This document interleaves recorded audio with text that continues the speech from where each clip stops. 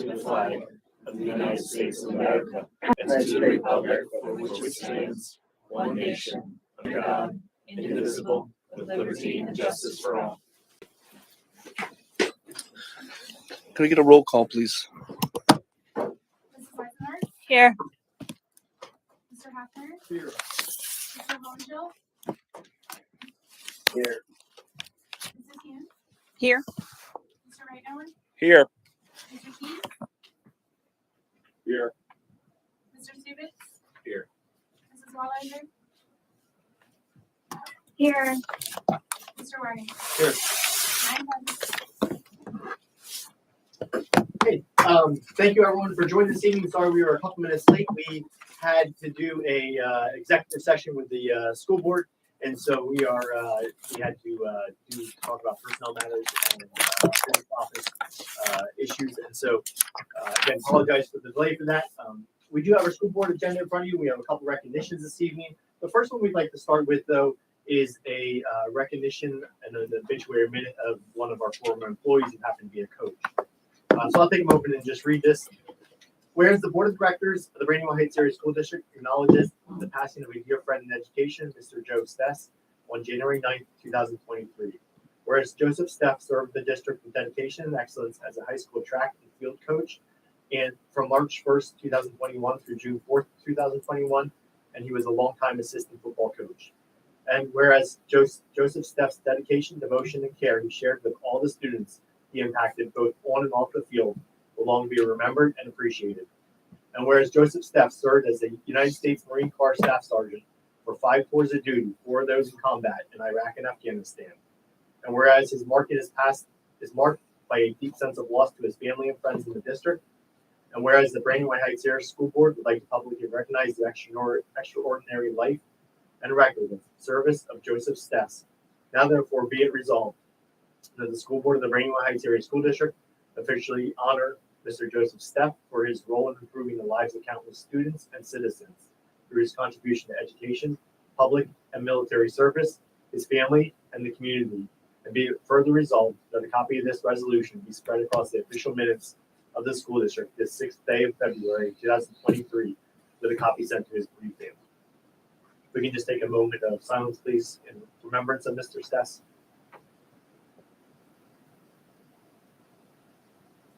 Thank you. So this evening we have the honor to recognize 2 staff members. We do something called a New Heights Award every month, and we recognize 2 staff members during the New Heights Award. This evening we have the opportunity to recognize Mrs. Gina Hook as well as Mrs. Rita Cahart. So Gina, I'll have you come up here first.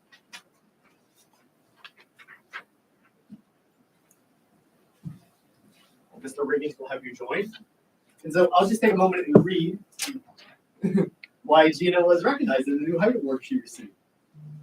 Mrs. Hook has gone above and beyond to challenge and build confidence in her 4th graders. She also has an excellent communication with parents. And I know Mr. Riggins has a lot to add. Yes, so it is a testament to Mrs. Hook because she's being nominated by a parent. So what did that say? That says that you have students going home saying, "Oh my gosh, Mrs. Hook's class is amazing," or "I love Mrs. Hook." Right? So to me, that speaks volumes. I think in a lot of ways to describe Mrs. Hook, one, she's very empathetic. She has a great way of connecting with her students, getting to know them on a personal level. That way she can provide that individualized attention that each kiddo needs so that they can strive, to be the best student they can be. Another thing, tonight I heard her say, you know what? I gotta keep creating all these really great lessons. You know what? It's really hard, but I'm doing it for the kids. She creates such engaging lessons that the kids are always coming to class excited and ready to learn. So that's something that she does really well. And she shows great commitment and dedication to all the students and all the kids in our school district. So we thank you. We appreciate your efforts. We appreciate your hard work.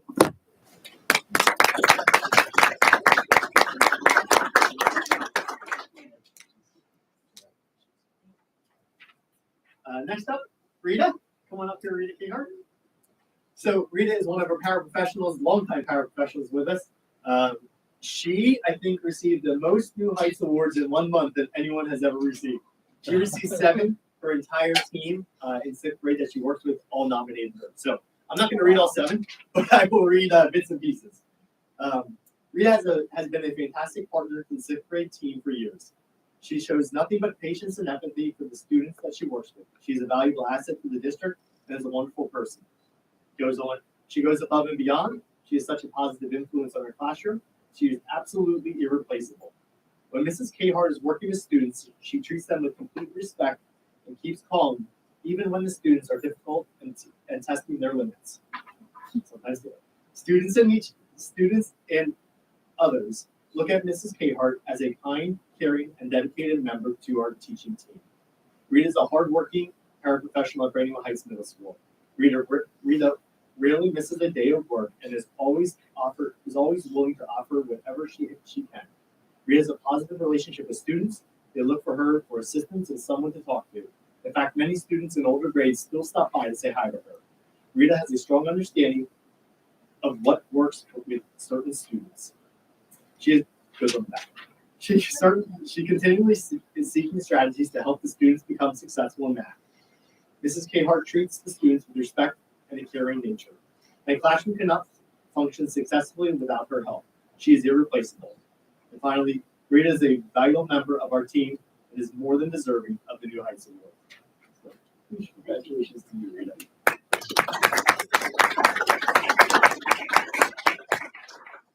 Also just like to iterate the fact that you've been a valuable asset to this district. I tried to figure out how many years you've been here. I've known you since your son has come to middle school, so it's been a long time. But she also takes charge of the SWEET program for our summer work, education assistant program for our students, and she does a phenomenal job of making sure that she's managing that, helping the students, guide them with learning the skills that they need to prepare for in order to enter the workforce. So thank you for all your talents and hard work.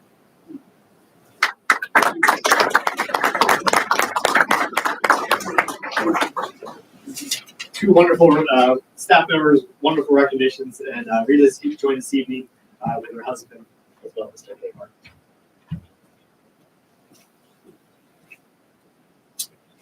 Next up on the recognitions, before we get started with the agenda, we have 2 recognitions. These are wonderful acknowledgements. The first one is an acknowledgement from St. Luke's. St. Luke's is our partner for as our physician for the school, as well as our athletic trainer partner. And as part of that process, they donate money every year to the school district, and this is a $5,000 sponsorship for the school district from St. Luke's. So a huge thank you to St. Luke's for that sponsorship.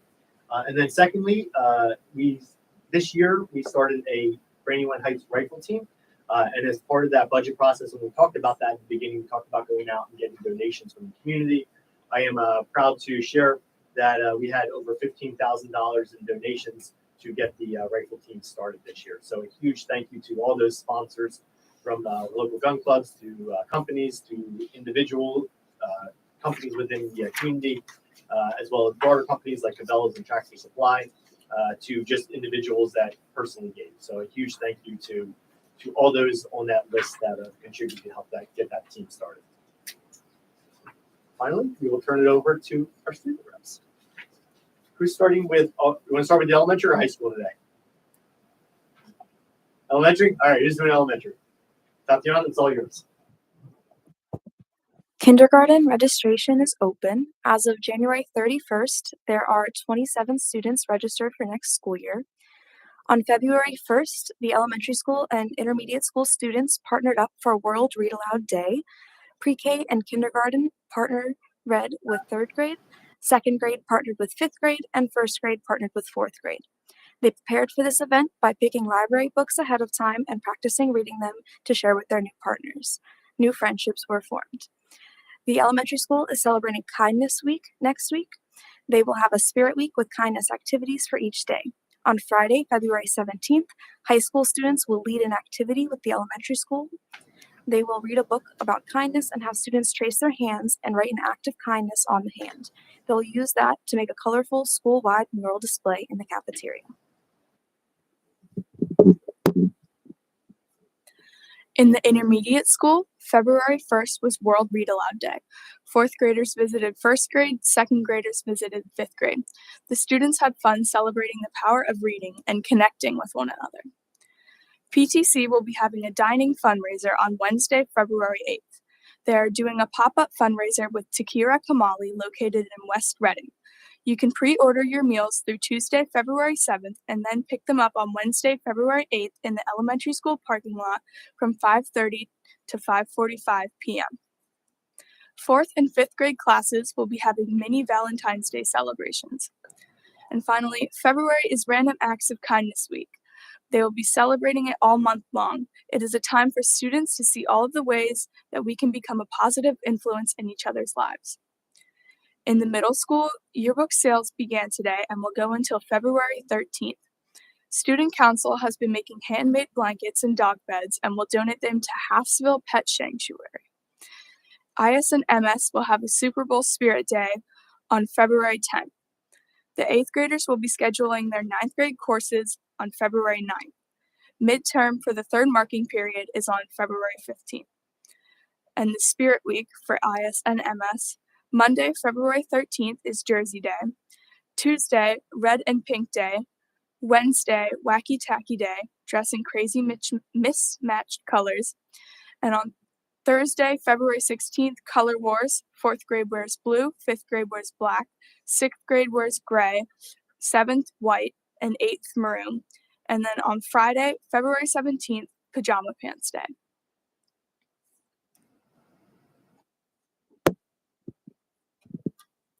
Next week is Valentine's Spirit Week at the high school. Monday the 13th is Wear Black for Anti-Valentine's Day. The 14th is Spotlight Day. Wear red if you're taken, green if you're single, and yellow if it's complicated. Wednesday the 15th is Wear Pink because on Wednesdays we wear pink. The 16th is Show Some Love for your favorite pajamas. And Friday the 17th is Salad Dressing Day. The seniors are ranch dressing, the juniors are Thousand Island dressing, the sophomores are Caesar dressing, and the freshmen are house dressing. Friday the 17th is also an early dismissal, and students will have a long weekend and off on Monday, February 20th. High school students from the Evitum Club, which is a suicide prevention and mental health awareness club, will join the elementary students for activities on February 17th for World Kindness Week. Evening of the Arts will be held on the 24th of February at 7 p.m. with performances by jazz band, choir, juggling club, and drama club, with art projects by the various art classes and art club displayed in the rotunda. The Beach Clothing Circle had their largest turnout for a distribution event on January 28th with 57 families in attendance, and their next event will be a clothing collection on February 25th from 10 a.m. to 12 p.m. outside the high school. NHS induction will be February 27th. Drama Club is taking a trip to Walnut Street Theater to view a professional performance of Cat on a Hot Tin Roof on March 2nd, and the Snow Coming Winter Semi-Formal Dance will be on March 3rd. In athletics, tomorrow night is senior night for boys basketball with a very important theme. Spectators are encouraged to wear purple to support suicide prevention awareness and to donate to the Evitum Club, a Brandywine Heights club which provides support and information for mental health awareness to all students. Cheer Senior Night and Youth Night is also tomorrow during the Evitum and Suicide Prevention game.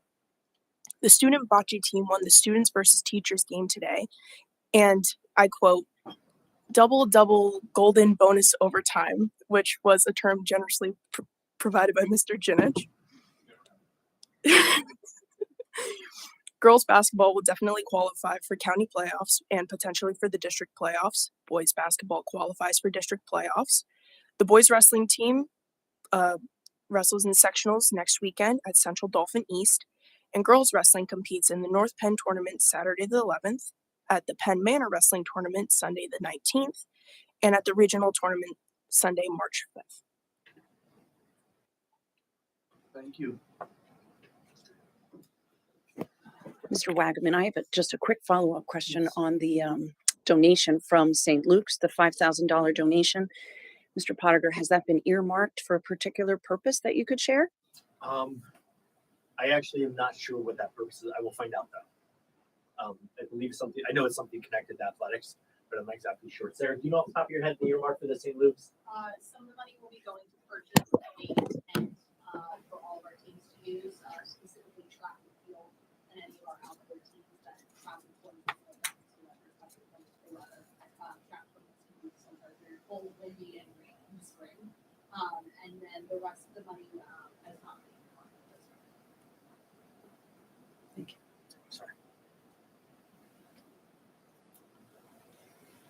Ladies, thank you so much for your report. Love the kindness connection. I know we're going to talk about that a little bit later, so I'll just do a little moment now. So we have high school students that are going down to the elementary, right?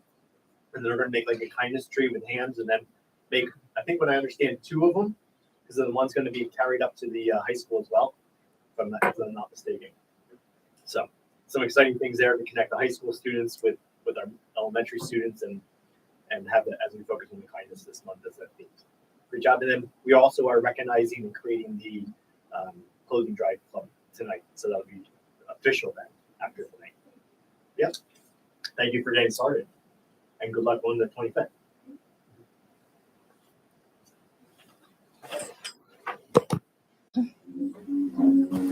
All right, so moving on, we have our first presentation of the evening from Gorman and Associates. They're our local auditors. I want to introduce Hank.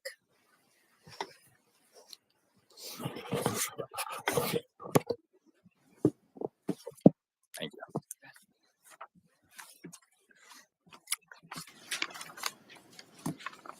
So my name's Hank Miller. I was the engagement partner for the financial audit this year. Unfortunately, Bo got sick by his kids. They were passing something around. So he wasn't able to make it out tonight. But I just want to go through different elements in the report. I don't see the reports directly in front of you, but okay. So I'll just go through the different elements in the report and sort of what our responsibility is. In the first section of the report, we have our letter to management. So in here, this is basically our correspondence to the board and to management regarding any findings, issues, updates that might be coming down the pike as far as governmental accounting standards that could impact the business office and financial reporting. So I just want to report that we did not have, or the district did not have any significant deficiencies or material weaknesses in the audit. The next report, or next letter in the report, I should say, is our independent auditors report. So this is where we basically give our opinion on the financial statements. And so I'd just like to read an excerpt. In here, we state, in our opinion, the financial statements referred to above present fairly in all material respects the respective financial position of the governmental activities, the business type activities, each major fund, and the aggregate remaining fund information of the Brandywine Heights Area School District as of June 30, 2022, and the respective changes in financial position and, where applicable, cash flows thereof for the year then ended in accordance with accounting principles generally accepted in the United States of America. So all of that basically to say that you guys have an unmodified or a clean opinion. So what does that mean? That means the financial statements as are presented in this report are free from any material misstatements, that you can rely on them for making judgments and making decisions. And it gives you additional assurance just that third party, outside party, Gorman and Associates reviewed the numbers, and it's not just coming directly from management. So after the independent auditors report, you would have the management's discussion analysis. So this section is written by management. It is not audited by us, but we will read through it just to make sure that there's no, false statements or any misleading statements, anything of that nature in there. After the management, the MD&A as we call it, we have the basic financial statements. Let's start on page 23.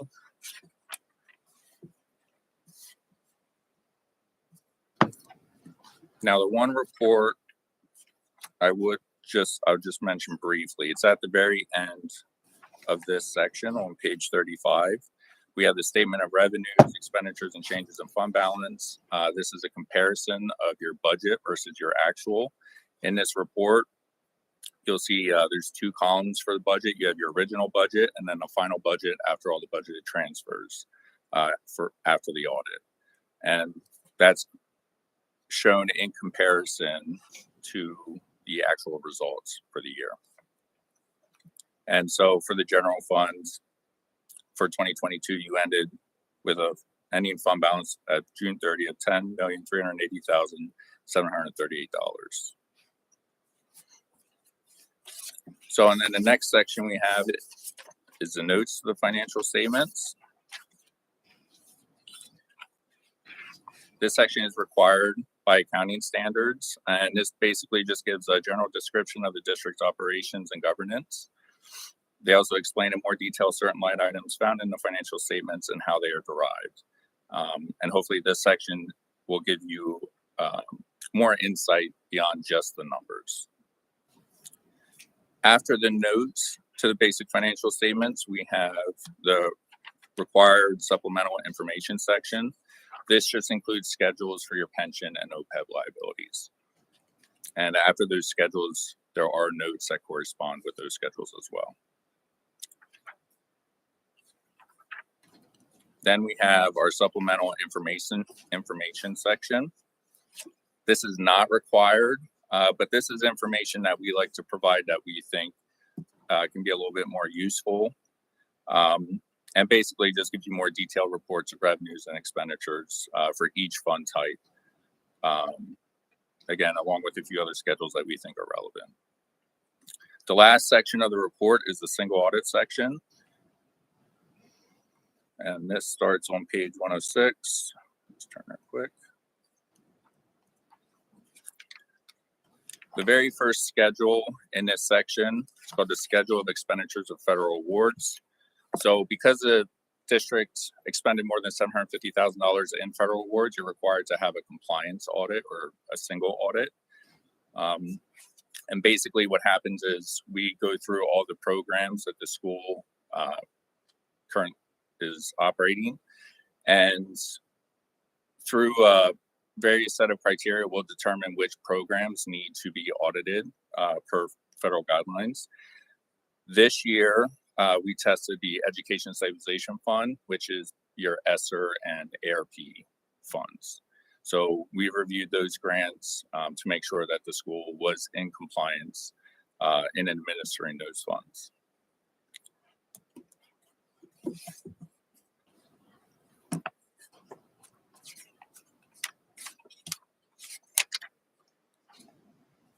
So with the CFA, we also do present notes to the CFA as well, just giving a little bit further explanation.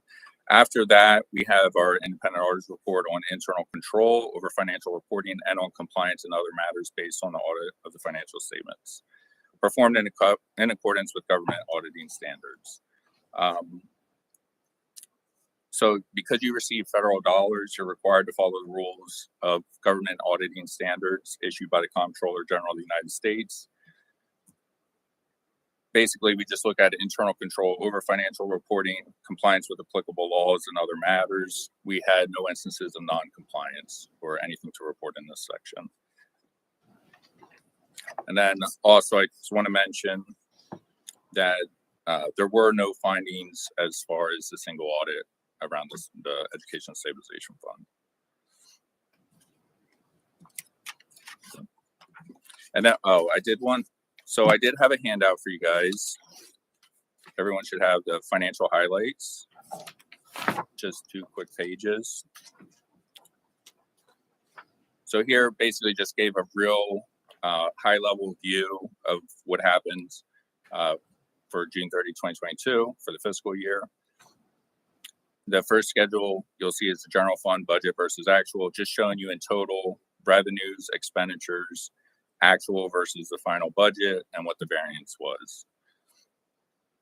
So for 2022, you had a net surplus of $1.3 million, giving you ending fund balance of $10.3 million. And then below that, we basically have a breakdown of your fund balance and how that fund balance is allocated moving forward. So we have non-spendable fund balance that just represents certain items that are available but you can't necessarily spend, such as prepaid expenditures. You have restricted fund balance.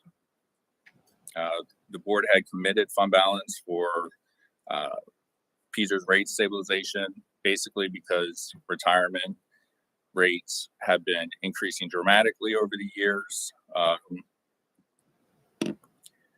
Schools have committed fund balance to sort of offset some of those future costs that were a little bit unpredictable. It does seem like it's starting to stabilize a little bit more now. And so the board has 1.5 million committed for that. And then various other assignments, which is done at the management level. On the second page, we provided a trend analysis for the food service funds. And we decided to do this over 4 years just because of the impact of COVID starting in 2020 and 2021. Just so you can sort of see how the operating revenues, expenses, and the food service fund have been affected over the years. At the bottom of that schedule, you'll see there's adjustments related to PSERS and OPEB liability. These are basically accounting entry. Like if you just look at the financial statements for the food service funds, there's going to be pension and OPEB adjustments in there. And those can, because they're based on interest rates, those can vary year to year based on the market. So what we do here is just back those out at the bottom so you can sort of have a bottom line, try and smooth those numbers out a little bit to show what the actual results have been over the years. And just to give a little bit of explanation here. So you would see here in the last few years, you do have a much higher profit or surplus in the food service funds. In 2021, there was a large capital contribution that can be attributed for much of that. 2022, you'll see your non-operating revenues spiked up. That basically represents your federal revenue or federal grants that were being spent in the food service fund. And then at the bottom, we just have a summary of the other governmental funds as well.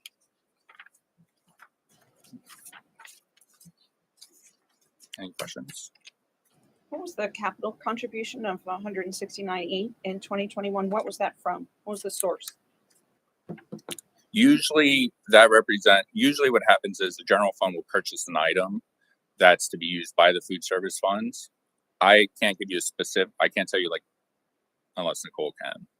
So I'm 99% sure that was when they did the elementary renovation and they bought new equipment out of bond.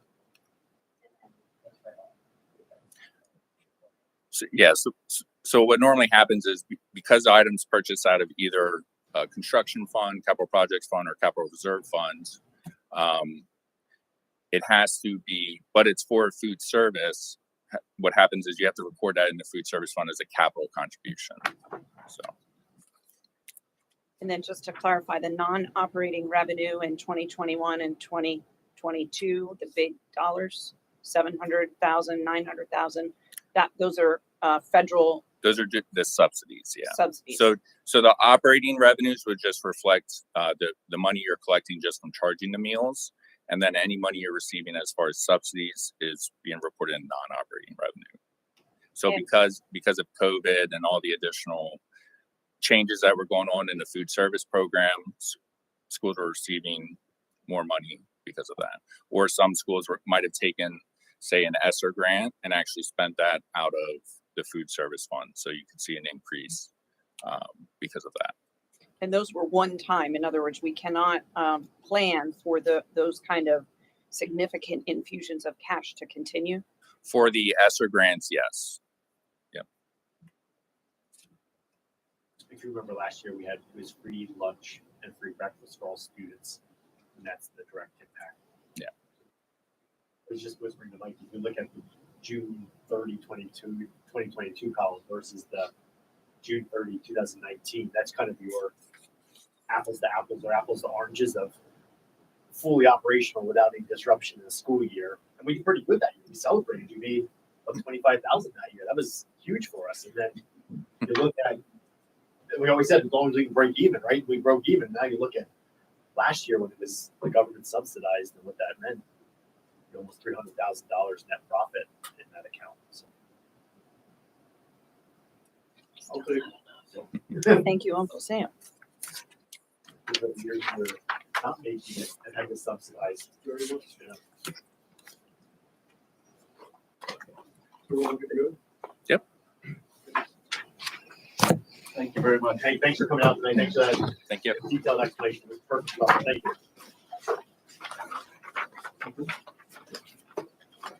All right, moving on. Any public comment relative to the agenda? Hearing none. Board Director report. Can I get a motion and a second?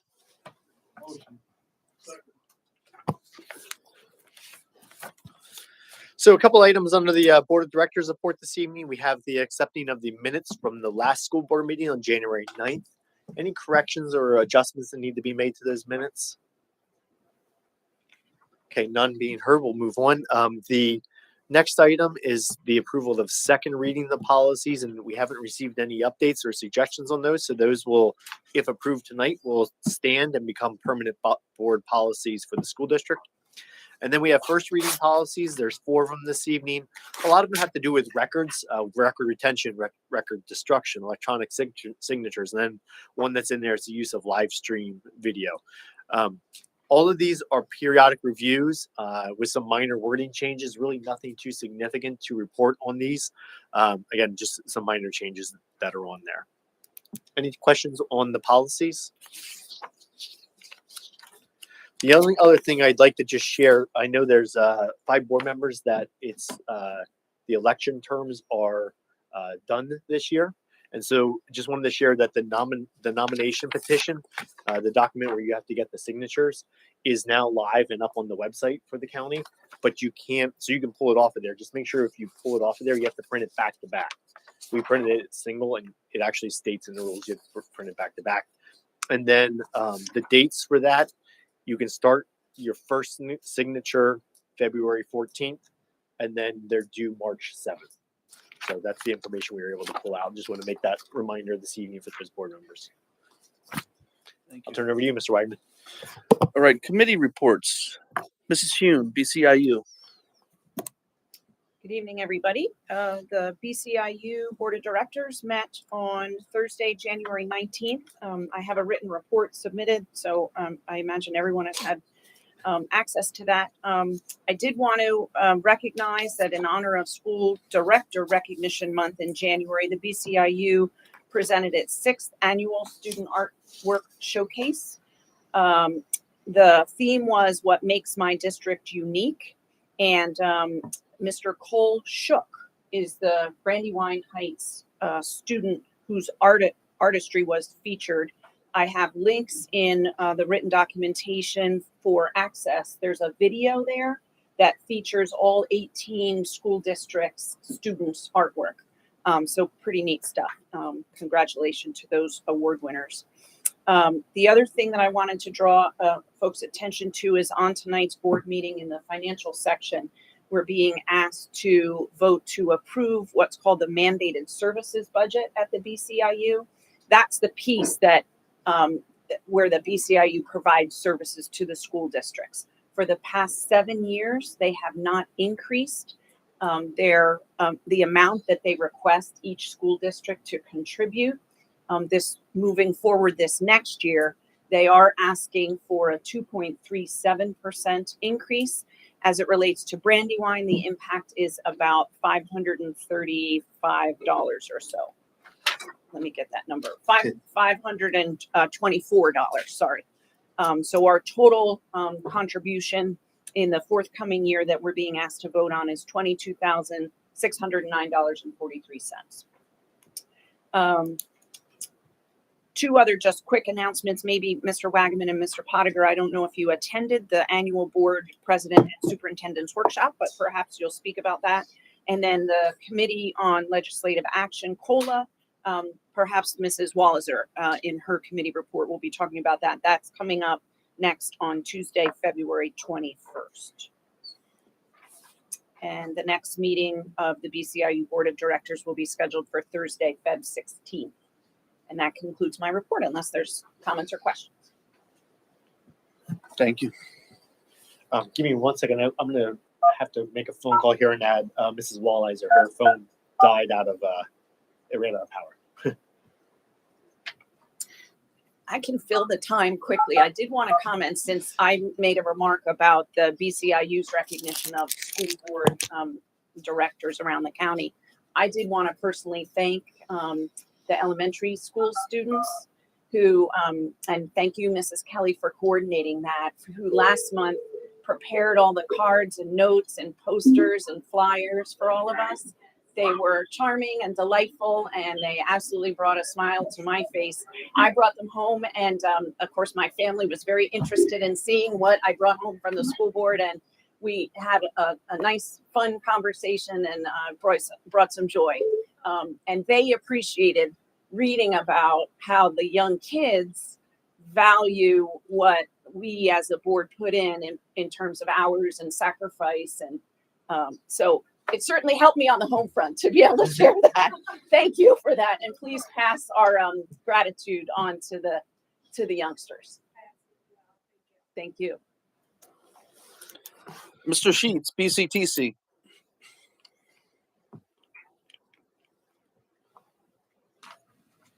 BCTC met on Wednesday, January 25th at the East Campus. It was a virtual meeting due to weather constraints. Really, the only thing of note is that we will be having our annual budget coming out shortly.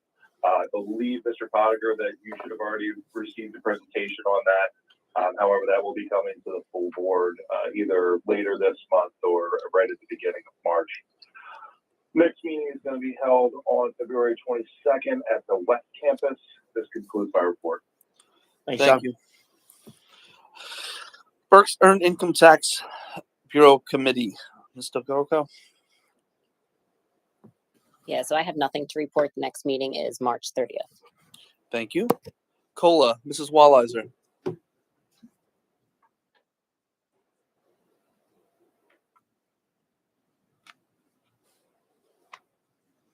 Gonna have to speak up. So Mrs. Hune hit the next meeting is February 21st for the COLA meeting. So we are working on developing that presentation and agenda right now. Additionally, connected to COLA, we are working to on the board superintendents and legislators meeting, and we're going to try to put that presentation, since there's a lot of shift in the legislators that are in the connected and representing the counties. Brandywine in particular has a lot of new representation. So we're going to do more of a history of the COLA organization, as well as some of the priorities that as a county we've been focusing on, particularly with special education funding, cyber charter school funding, and particularly school mandates, and then the impact of school mandates. So we're working on that right now with the BCIU, Dr. Miller and I from Fleetwood to put that together. Policy committee, you have the policies that are updated. We addressed those already. Mrs. Eisenhart, Strategic Planning and Goals. We will be covering that in the presentation. Negotiations Committee, Mr. Sheets. Nothing to report at this time. Thank you. And Building Construction Committee. So just an update with the Building Construction Committee. We've had a few meetings since our last time we were here together in January. We had Mr. Sellers out from Keystone and talked about the reshift of a location priority from this building to the high school. And so we've had several meetings since that point with the Building Construction Committee. At a high level, what we're looking at right now is to evaluate the use of the back of the high school to redo that field, to look to put a track in. The nice part about that facility is there's already bathrooms and locker rooms that are available, as well as a concession stand. The downside is there's no existing lights or light poles, and so we'll have to build that, which will add an additional expense to the project. So we're evaluating that, and then at this building, we haven't lost priority of some of the key things that have to be done, which is kind of creating that ADA platform at the top and taking care of the handrails. And so we're still have that as a priority, and we have some dollars put aside in the capital reserve fund to address that. And then kind of a secondary goal with this building is there anything we can do with the track surface, as long as we don't exceed what is that footprint of the current track? That current track, even though it's cinders, is considered an impervious surface. So we could do something on top of that track and not trigger that DEP issue that we had before, which is what had us look to a whole new location, because we would have been out of that 1 acre of disturbance. And so by sticking and just addressing the track alone, we can look to do something that would not be a competitive grade track. It would just be changing it from cinders to something more appropriate for our kids that are out there using it for different reasons, whether physical education or sports, as well as the community that use that space. So that's the report right now for that space. Thank you, sir. Any questions, comments from the board? Hearing none, can I get a roll call, please? Mrs. Eisenhardt, Yes. Mr. Hoffner, Yes. Mr. Hohenfeld, Yes. Mrs. Hume, Yes. Mr. Reitnauer, Yes. Mr. Sheets, Yes. Mr. Subitz, Yes. Mrs. Walliser, Yeah. Mr. Wagner. Yes. 9 yeas, motion passes. All right. Business and operations report. Could I get a motion and second, please? Motion. Thank you. Great, thank you. Good evening, everyone. So for the business and operations report, for items A through D, we have the bills list. We do have the general fund, the food service fund, construction fund, and capital reserve fund. And then also when we get to item E, we do have the revenue and expenditure reports for the construction fund and capital reserve. There is a notation there that the general fund and food service fund for December will kind of be doubled up next month with January in the March meeting. There are no budget transfers to report. I do want to point to the investment schedule. I guess on the bright side, we have hit $100,000 in interest earnings this year, which is positive news. When looking at the last couple of years, when we've budgeted about 25,000, so that's reassuring and also positive for next year's budget. You can probably look around like 200,000 for that. So moving on to item F, we have special education pupil services. We have to approve a letter of agreement with the Meadows Behavioral Health Center for services should we need them for next year and also 2024-25 school year at a cost of $70 a day. And again, this is, should the need arise. We don't use them on an ongoing basis. Item number 2 is to approve a letter of agreement with Pennsylvania's Education for Children and Youth Experiencing Homelessness, Region 2. This is an entity that we essentially partner with and work with when it comes to instances of youth experiencing homelessness, and they assist us in providing, the appropriate support to them. Moving on to number 3, this is to approve a revision to an existing contract with ESS. There are paras. It was originally approved at the December 5th board meeting to include the following pay scales. You'll see on the original agreement, there was only T1 and T2. So this is essentially adding the T1 and T2 NL, which means no lunch. There's no change in cost, essentially, due to the nature of the position. These people work through lunch. So it's really just updating their accounting codes to make it easier for them on the back end. And then moving on to curriculum and technology, item 1. This is to approve the purchase of 210 wireless access points, licenses, and hardware as part of the district's planned cyclical network upgrades at a cost of $157,000.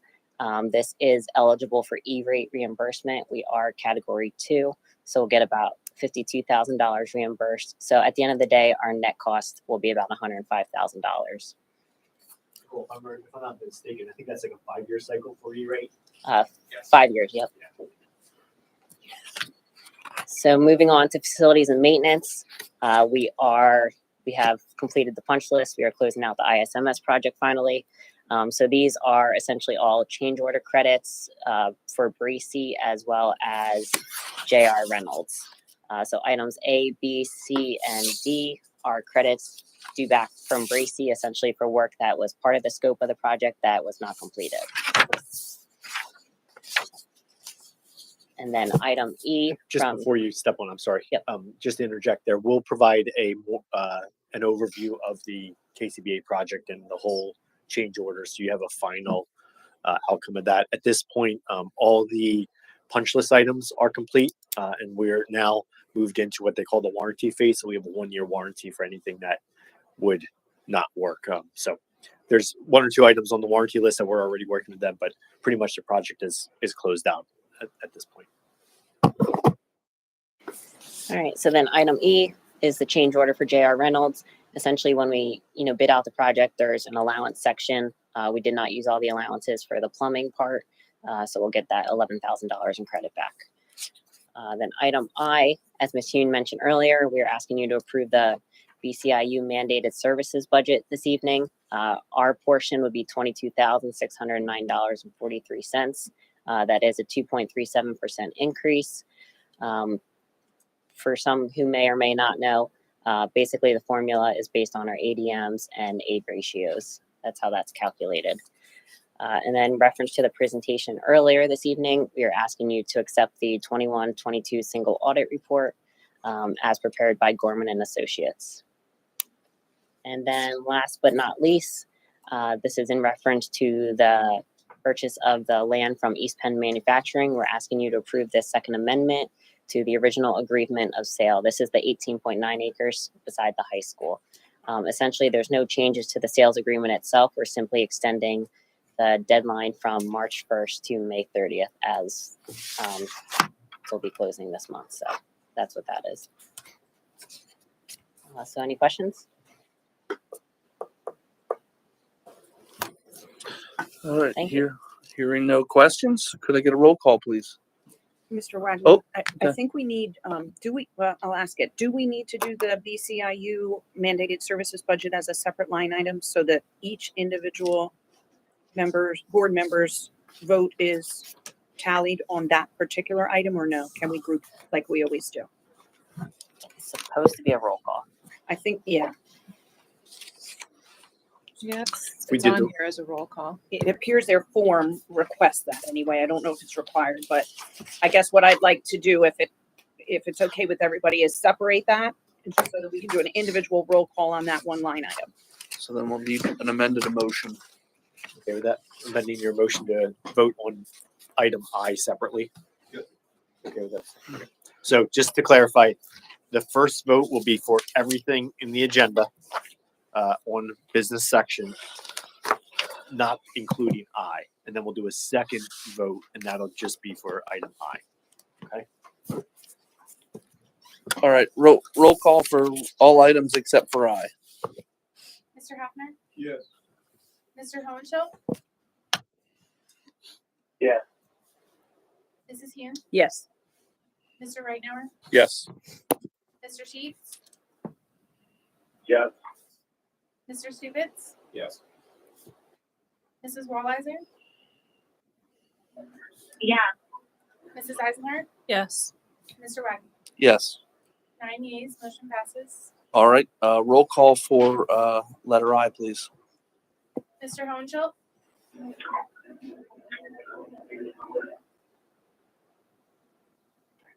Mr. Hohenschel?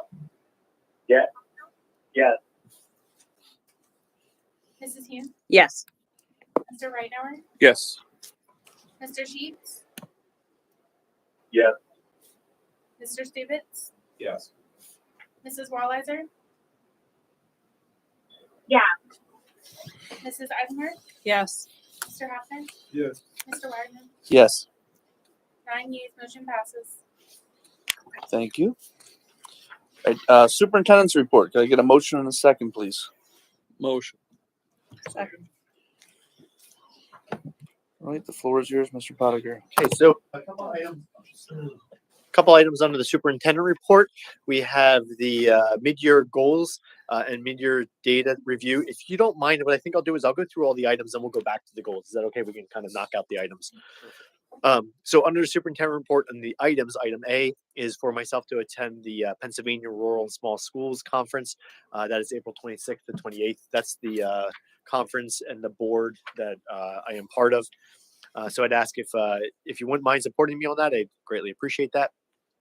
Item B is to approve an Act 80 day. So what an Act 80 day does is there's two requirements for students in Pennsylvania. One is that they have to do 180 days of instruction, and then the other is an hour requirement. So elementary students is 900 instructional hours, and secondary students is 990 instructional hours.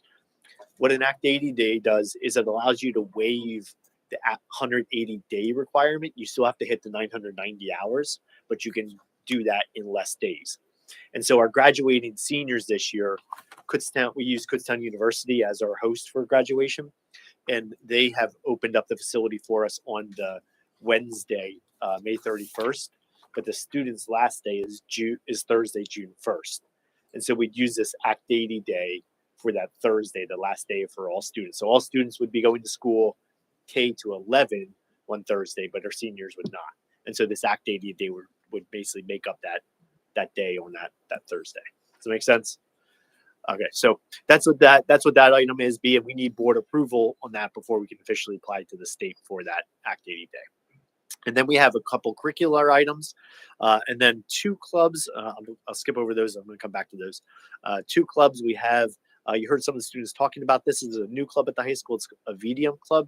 It's a mental health and suicide awareness club, and there's some good traction and support from that. Some neat connections with the kindness efforts that are happening there. And then, of course, we heard Tatiana and the excellent work she's done with the clothing drive here in the school district and giving back to the community. And so this is to officially acknowledge and establish that is a club, so it can perpetually move forward after Tatiana graduates this year. Now, let me go back to C, D, and E. That is the approval of the first reading of curriculum. That is our gifted and mathematics K to 5, as well as mathematics 6 to 12.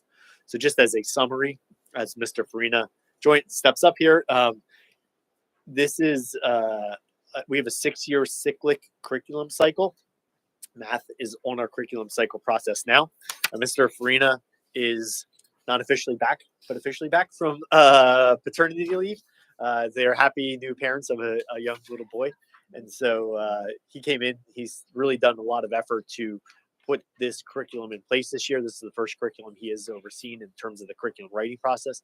And so he wanted to come in and share a little bit of the board about the highlights that are being recommended for the board in this curriculum process. So Mr. Farina, I'll turn it over to you.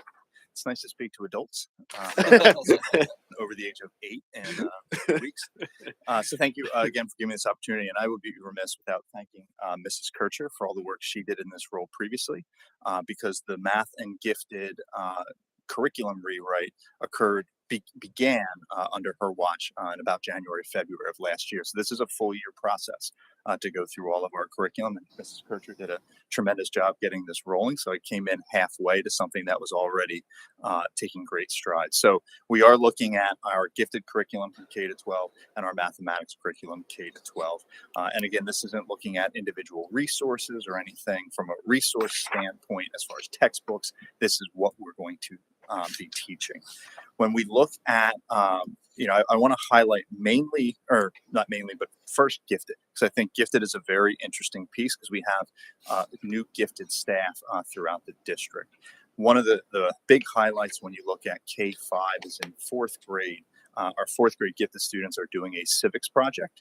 And I think this is something that is that experiential learning. And, as we look at our students becoming active citizens within the community, this is something that will kind of springboard that for our gifted education students, which will then be built upon in the later grades. When we look at 6th, 7th, and 8th grade gifted, one thing that is important to know, our 6th and 7th grade gifted classes do run together. So you are in a class as a 6th grader with 6th grader and 7th grade students, and these curriculums do kind of pivot. So you may get this curriculum as a 6th grader and then as a 7th grader, or you might get the 7th grade curriculum first, depending on when you come into middle school. But there is a lot of overlap there. And what Mr. Harvey kind of building on that experiential learning of civics in 4th and 5th grade, there is what he calls his passion project that students participate in 6th and 7th grade, where again, they're looking at something that is of high interest to them and researching that. We've continued the work that Mrs. Kircher did when she was in the role as the gifted teacher, looking at mythology as part of that 6th, 7th, and 8th grade gifted cycle. And then I think one of the true highlights is something that Mr. Kobielnik has written into the 8th grade gifted curriculum, where he's looking at having the students look at their giftedness. and what that means to be a gifted learner, and where their responsibilities lie as, you know, a citizen, as a member of our community, and where they can become heavily involved. He's tackling the concept of neuroplasticity, which I think is a very interesting concept for our 8th graders. But again, looking at that, here is my brain, here's how my brain operates, and how can I continue to grow that as I go through my formative years. At the high school level, minor revisions, but one of the major revisions that Dr. Graham is looking at is in his seminar philosophy class, which is being retitled as Monsters and Heroes. I assure you it is not a superheroes class, but it's basically kind of looking at, through literature, through science, through community, through government, what we define as a monster, what we define as a hero. And a lot of times there's that duality of humankind, and looking at that kind of concept throughout a number of different modes. So that was a major rewrite in the high school gifted program. Switching over to math side, one of the highlights which we're very pleased to present tonight, I believe we're one of a few school districts in the county who are moving forward in the initial year of this. There is now an AP pre-calculus course that is being offered. This came to our attention late summer, early fall. Mr. Tanis said this is something he would like to pursue and be interested in writing, so we were able to move forward with this class. One of the, I think the really interesting things about the pre-calculus course is that you have students in 10th grade taking this class, and typically students in 12th grade taking this class. And those are a lot of times students who are on different math trajectories.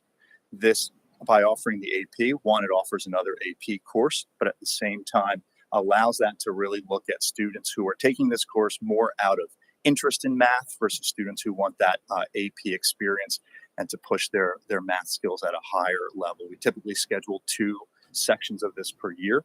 So having one regular pre-calculus and one AP pre-calculus fits in our current plan and will be beneficial for our students. One of the other areas, sticking with the high school, is there was a decision to make a change from the consumer math course that was offered at the high school to switch to the fundamentals of higher math. This will continue to include consumer math concepts, but also have Algebra 1 skills written into the curriculum.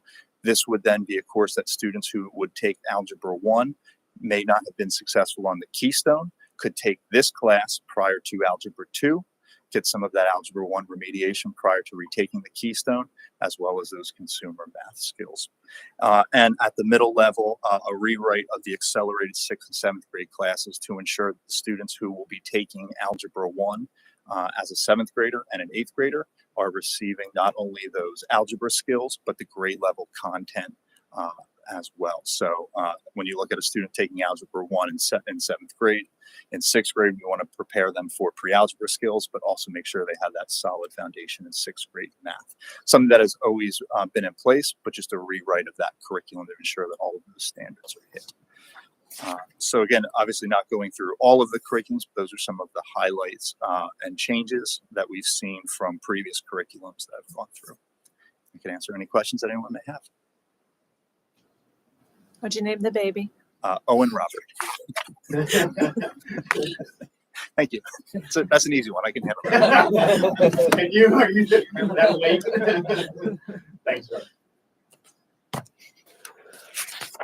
So moving on now to the mid-year goals report. In your packets or online, you should have a document that looks like this. It's a little bit different than our original goals document. We had it spread out in this kind of fashion. And in such, we try to elaborate and provide an update in a written form of where we are with the evidence of goals that we've been working on, as well as a status update. So just as a recap, there's 5 goal categories that are part of our process: enhancing communication, school pride, high quality instruction, safe and supportive learning environment, increasing engagement and connections. And then the final one is enhancing district facilities and resources. So this document, it's 9 pages. I'm not going to read it word for word, but I just thought I'd give you a couple quick highlights of things that we're working on as a school district. Our first goal under communication, we have launched the new website that's app-based, and we realized we needed to do a little bit more on the social media side. And so what we did is we took each school building and made communication teams that work directly with the principal. and those communication teams or leaders work with the teachers. And so they're gathering neat things that are happening in the classroom. They're going to those key team players that have access to the website and social media, and then can push things out in the social media. So what I hope you're seeing now is on each, whether it's on the app or it's on the school district website or it's on social media, Facebook or whichever site, that you're seeing more posts and more activity highlighting the things that are happening in their school district, with the idea that there's great things happening. This is a wonderful opportunity to highlight and celebrate our students and those activities. So that's our communication teams. We started an alumni hotspot spotlight, and that's part of our district newsletter that goes out quarterly. And our first alumni highlighted was Ryan Hinkle, and so we're going to be doing that quarterly and celebrating again the idea of students being successful, leading us, and having successful lives. And let's celebrate a little bit of our history and kind of give our current students a little motivation of our alumni. Signage is a big goal of ours this year, and so this is a multi-tiered process, but the first one is to update some of the internal signage with our logo, vinyl sign clings. When we first rolled out the logo, there was a lot of things that were created, but some of them weren't as professional looking as we can get to now. And so we've been able to partner with a bunch of different companies for the vinyl signs, kind of like what's on the podium there with all of our different branding packages that we have. And so we're working on doing some of those internally, and then externally, by the end of the school year, you should see new signage throughout the school district of directional signs, parking signs. We realize as you come into the school district, particularly this building, it's hard to determine which location. Do I go around the back? Do I go to the auditorium entrance? Do I go to the front? So we're going to look to upgrade the signage, make it customized to Brandywine, make it more visual appealing. And then long term with this goal, this is multi-year, but long term with this goal, next year we're looking to replace the sign at the high school with more of a digital sign. If you've never seen the high school sign, it's because it's in the worst location possible.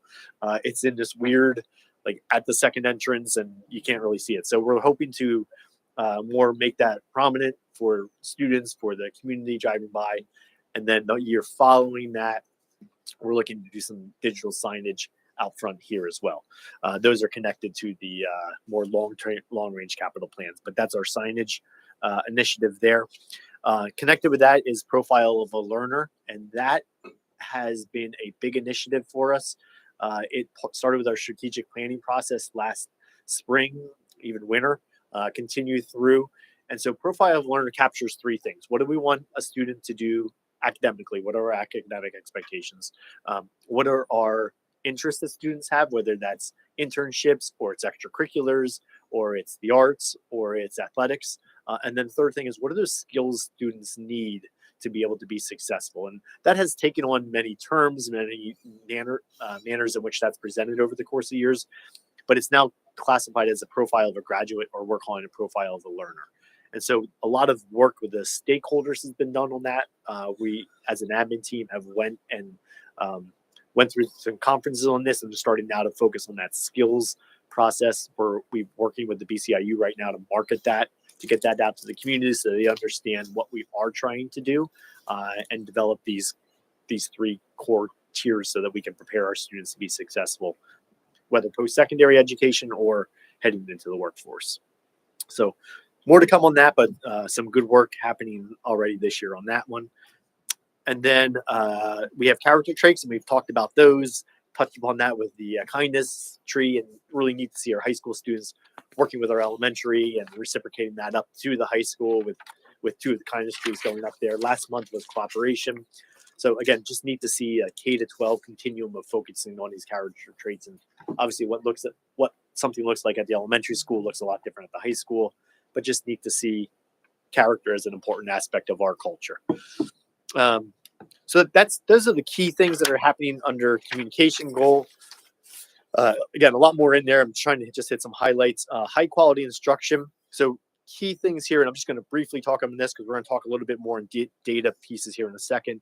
But we've reshifted a lot of our focus here this year with our reading specialists and our intervention specialists. So we always had reading specialists, and then with COVID and some extra dollars, we started to put together intervention specialists.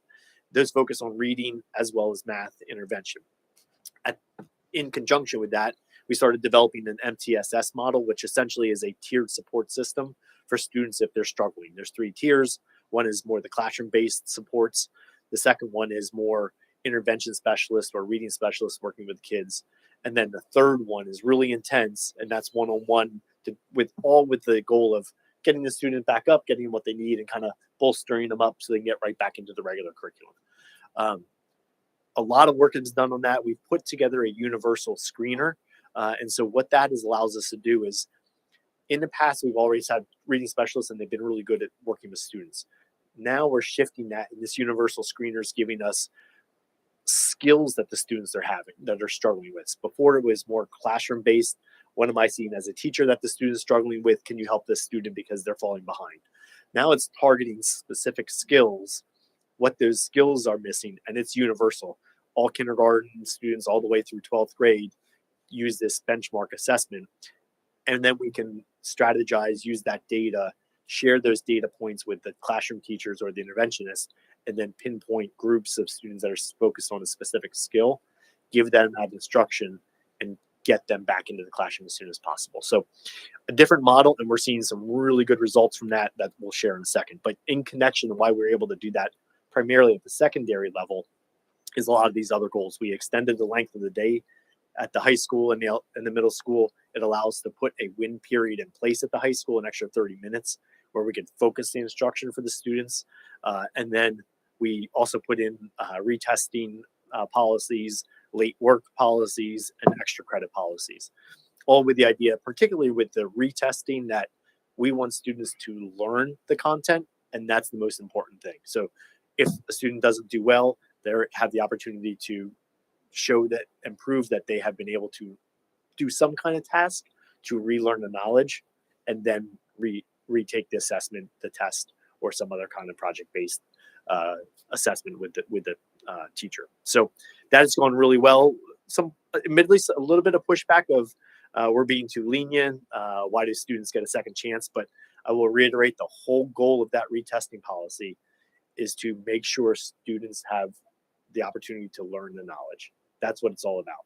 And so it's not about just they have a chance, and if they fail, they get to redo it. No, it's about, we want our kids to know the knowledge, and if they know the knowledge, it's scaffolding learning. If you know it, it's easier to take the next step and build upon it. So those are the huge instructional goals right now. Just right now, so raise your hand. Retesting. Is there a limit of one, or how many times do you retest? How's that policy work? One retest, and it's open for all students. If a student got a 94 and they wanted to get 100%, that student can, again, because the concept is we want students to learn the knowledge to the best of their ability. Safe and supportive learning grant environment. At the budget that was approved last year, there was 2 grants the district received. One was for mental health needs, and the other one was for safety and security. So we're using the $120,000 for mental health to support a contracted social worker and counselor. And so that person is supporting students primarily at the elementary and the high school levels. We also have Kutztown University social worker interns that are working with our elementary students. That is new this year and going really well. Two different social worker interns working with us. And then we have the other grant dollars is $120,000, and that's going to put exterior door sensors on. And we've talked about that, and the board approved that. But essentially, the idea is every external door throughout the district will have a sensor on it. And if it's left ajar purposefully, like someone put a rock in so they can go outside and come back out, or accidentally, that there'll be an alarm that goes off and we can see that. So those are the key things that are happening. I think the learning environment, engagement and connections. A lot of this focuses on things that we've done at the athletic department side with Mrs. Conrad now taking over as the athletic director. A lot of community initiatives, a lot of youth connection initiatives. And so you can see a host of things on here. But for instance, last Friday night was Military Appreciation Night. We had a recruiter out. We highlighted a young girl that just signed on to join the National Guard, and we recognized her at halftime. There was a tragic fire that happened with a family, and so we did a family fundraiser and at one of the sporting events this winter to raise a lot of money. So just a lot of neat things that are happening in terms of youth connections, bringing youth out, playing in the middle of half times for games, which brings grandparents and parents out to those games, and again, creates that community feel within the athletic world. So a lot of things in the engagement connection side connected to athletics, and I give Mrs. Conrad a lot of credit for reshaping that vision and putting those things in place. And then the last thing on that is the last block there, and that's the Education Foundation that just got started. So it's in its infancy, but some big impact it's already making. They started the Free Lunch Fridays, and so far they've served over 4,000 meals through the course of the year. So really neat impact there. The next thing is they're doing an 80s night fundraiser, and that's going to be in March. So if you haven't got your tickets yet, 80s night fundraiser coming up. And again, the goal behind the Education Foundation, the purpose of that is that it raises funds to be able to augment and support the school district in financial places where otherwise maybe a program wouldn't be able to be supported, or we're able to buy something, the Education Foundation to buy something that can augment and support the curriculum. So it goes right back to our students and our school district. District facilities and resources, last section, new staff devices and student devices this year, and that was a huge transition and rollover. We kind of forget about it because we're in the mix of it, but from a technology side, prepping all of those, making sure they were imaged, making sure they were ready to go is this, as Mr. Volker shares, the smoothest start we've ever had in terms of our new device rollover, and this is our third iteration of doing it now, and went really, really well, almost flawlessly the start of the school year here. We also have a new information management system. We've talked about this at length already, but Infinite Campus is our new SIS, Student Information Management System. There is a host of things. Anything you can think of that's connected to the school district goes back to that SIS, whether it's report cards or it's parent apps or it's lunch process or it's transportation, the food service program, athletic registration. There is a host of different things that go connected to this. Huge undertaking by Mr. Volker and the entire admin team as they've restructured schedules and report cards and everything. But that was a huge goal that happened primarily over the summer. But as we go through the course of the year now, all those things have to get kind of initiated and put in place as we kind of unfold another layer of the onion. So a lot of work and a huge initiative there. And then finally, you'll see there network switches and servers. That's a goal for us this year. We're in the process of bidding those. Those are 6 years old now, Mr. Volker, I think you shared with me. So they're starting to get to that, not end of life cycle, but it's time to start looking at those. So network switches and servers, not fancy, not glorious, not pretty, but definitely the backbone of our technology system. So that is a high level overview of the things that are going on. I know it took a little bit of time, but I appreciate the board listening to that, allowing me to share a lot of the highlights that are happening. And for me, it's a great opportunity to highlight the positives, to highlight all the work the admin team, the support staff, and the teachers are doing to make this district a better place. And I'm really proud of the work we're doing here. So any questions on those before we take the next step?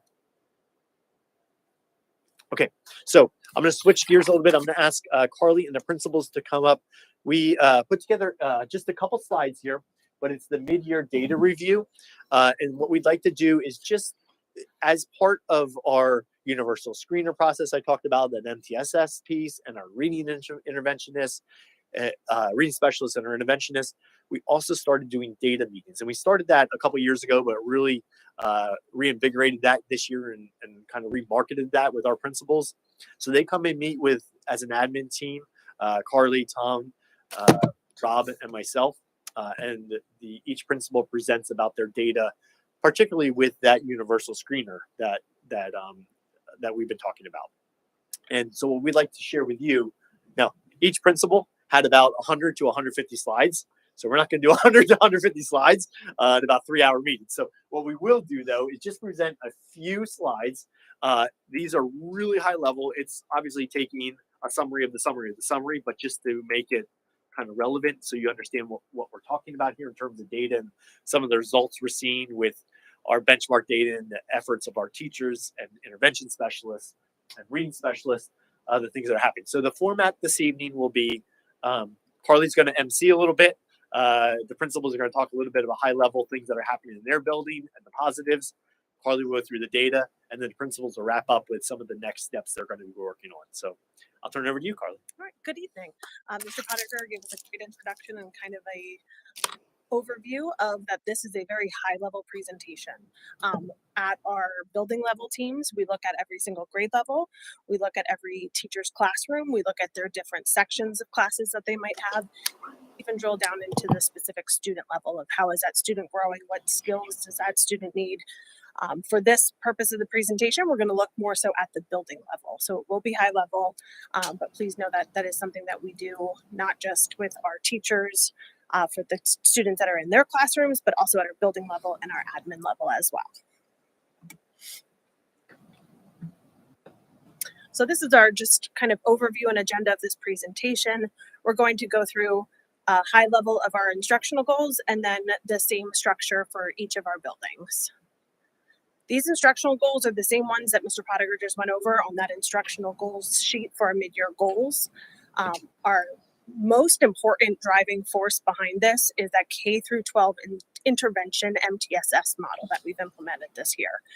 So again, kind of going back to last year, Mrs. Kircher did a huge lift in putting together a formalized process for our intervention process. This year, at the beginning of the year, we rolled that out to our teachers and implemented that into our classrooms. To make that happen, we had to shift some building schedules. So the elementary, the high school, they shifted their schedules a little bit to make sure that they had a specific time for intervention built into those schedules. What that does is it makes sure that there is at least 30 minutes for a block of intervention happening in all of our buildings. We've also partnered with the BCIU to audit our math department. You guys heard from Dr. Hoyt earlier this year at one of our, I think it was our November board meeting. And in addition to looking at intervention, we've had some ESSER-funded intervention positions that have been added to our staff over the last couple of years.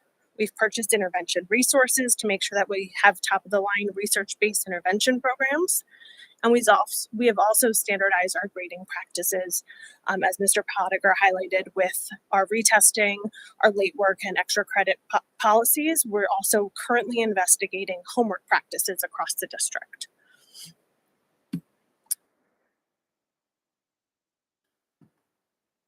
So a highlight of our intervention staffing, I wanted to go into this prior to hopping into our buildings.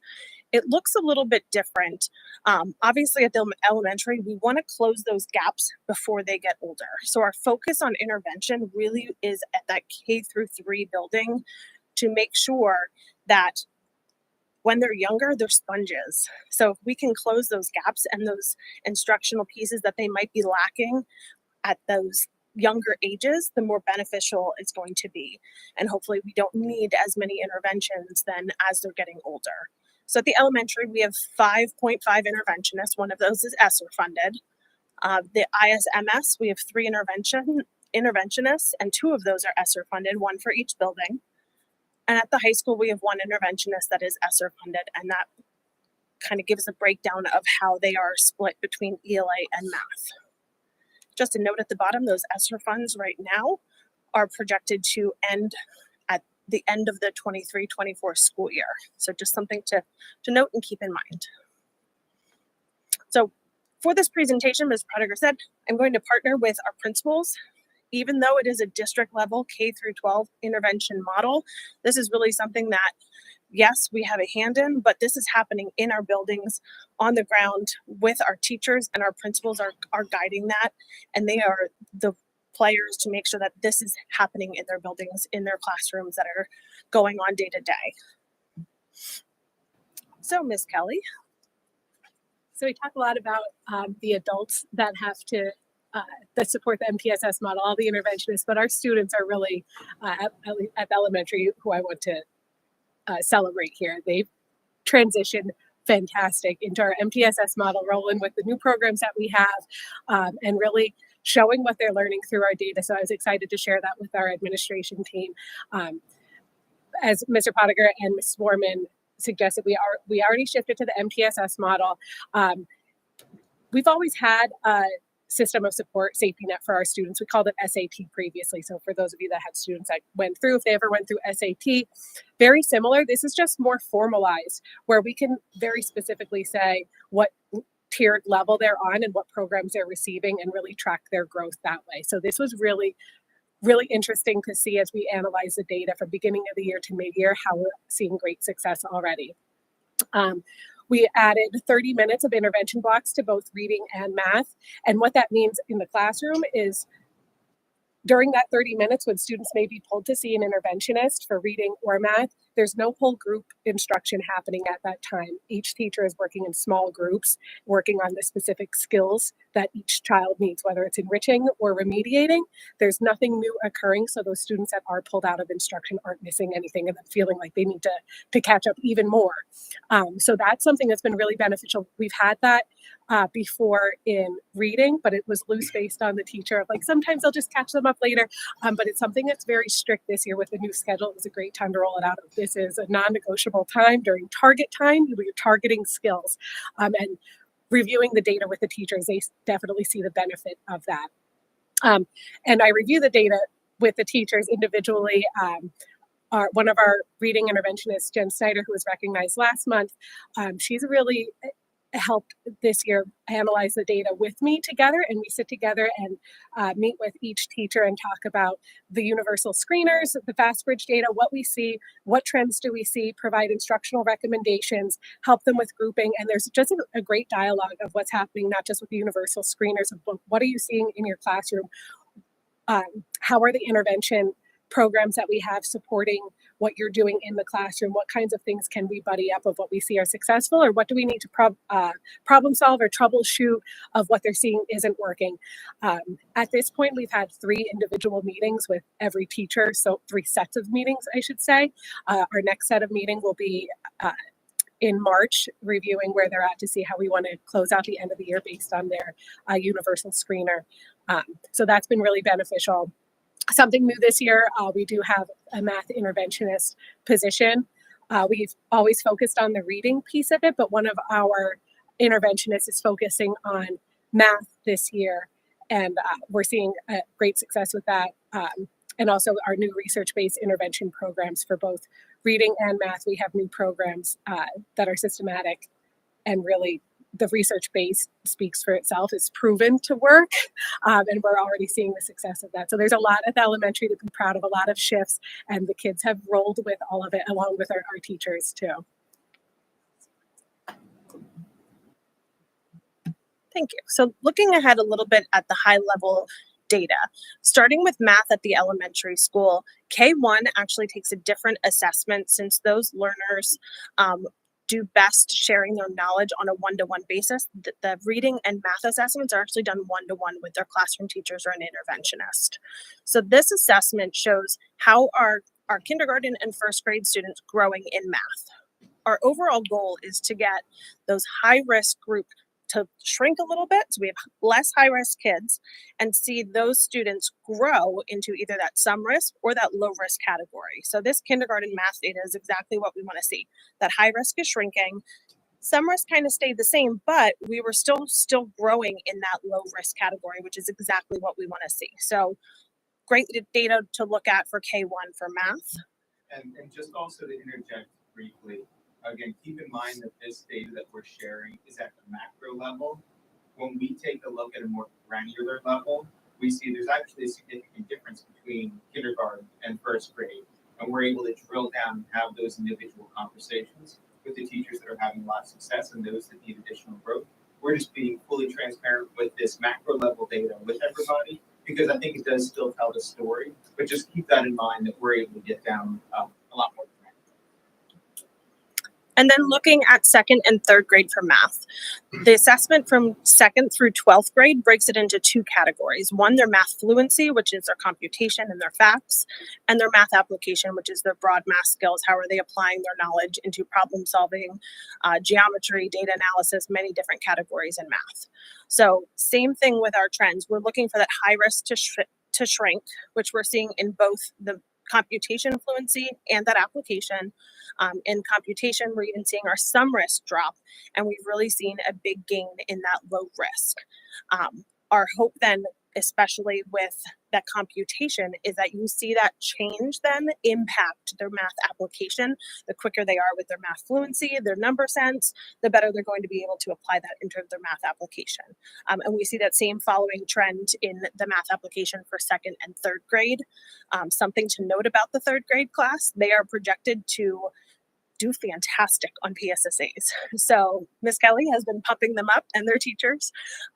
Their growth has been fantastic in third grade. So again, as Mr. Volker said, this is a combined view of second and third grade, but when we really drill down into the different grade levels, the classes, the students, we're seeing very high projections with our third grade class. That's fantastic.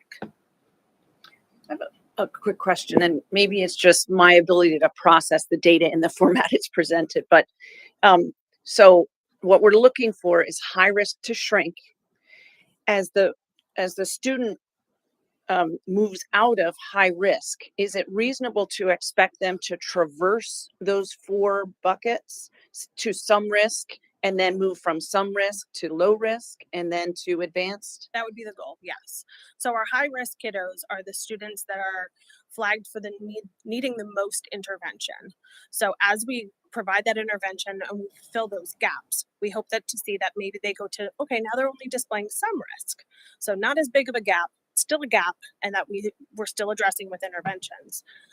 Most of the times you might see a high risk student go to that some risk, but then we're also trying to grow those some risk kids to the low risk and trying to grow those low risk kids into advanced. So kind of that domino effect, but looking for, again, that drop from high risk is definitely our students who are displaying the largest gaps that we want to make sure that we're closing, especially at the elementary school. And Carly, maybe you could talk to it better than I could, but we do this test 3 times a year. Each time we take the test is the same. It ratchets it up with the expectation of knowledge.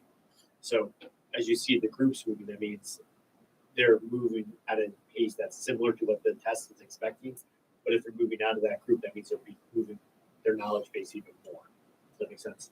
Yeah. So depending on the student's growth, a student might be growing, but they might be staying in that risk category.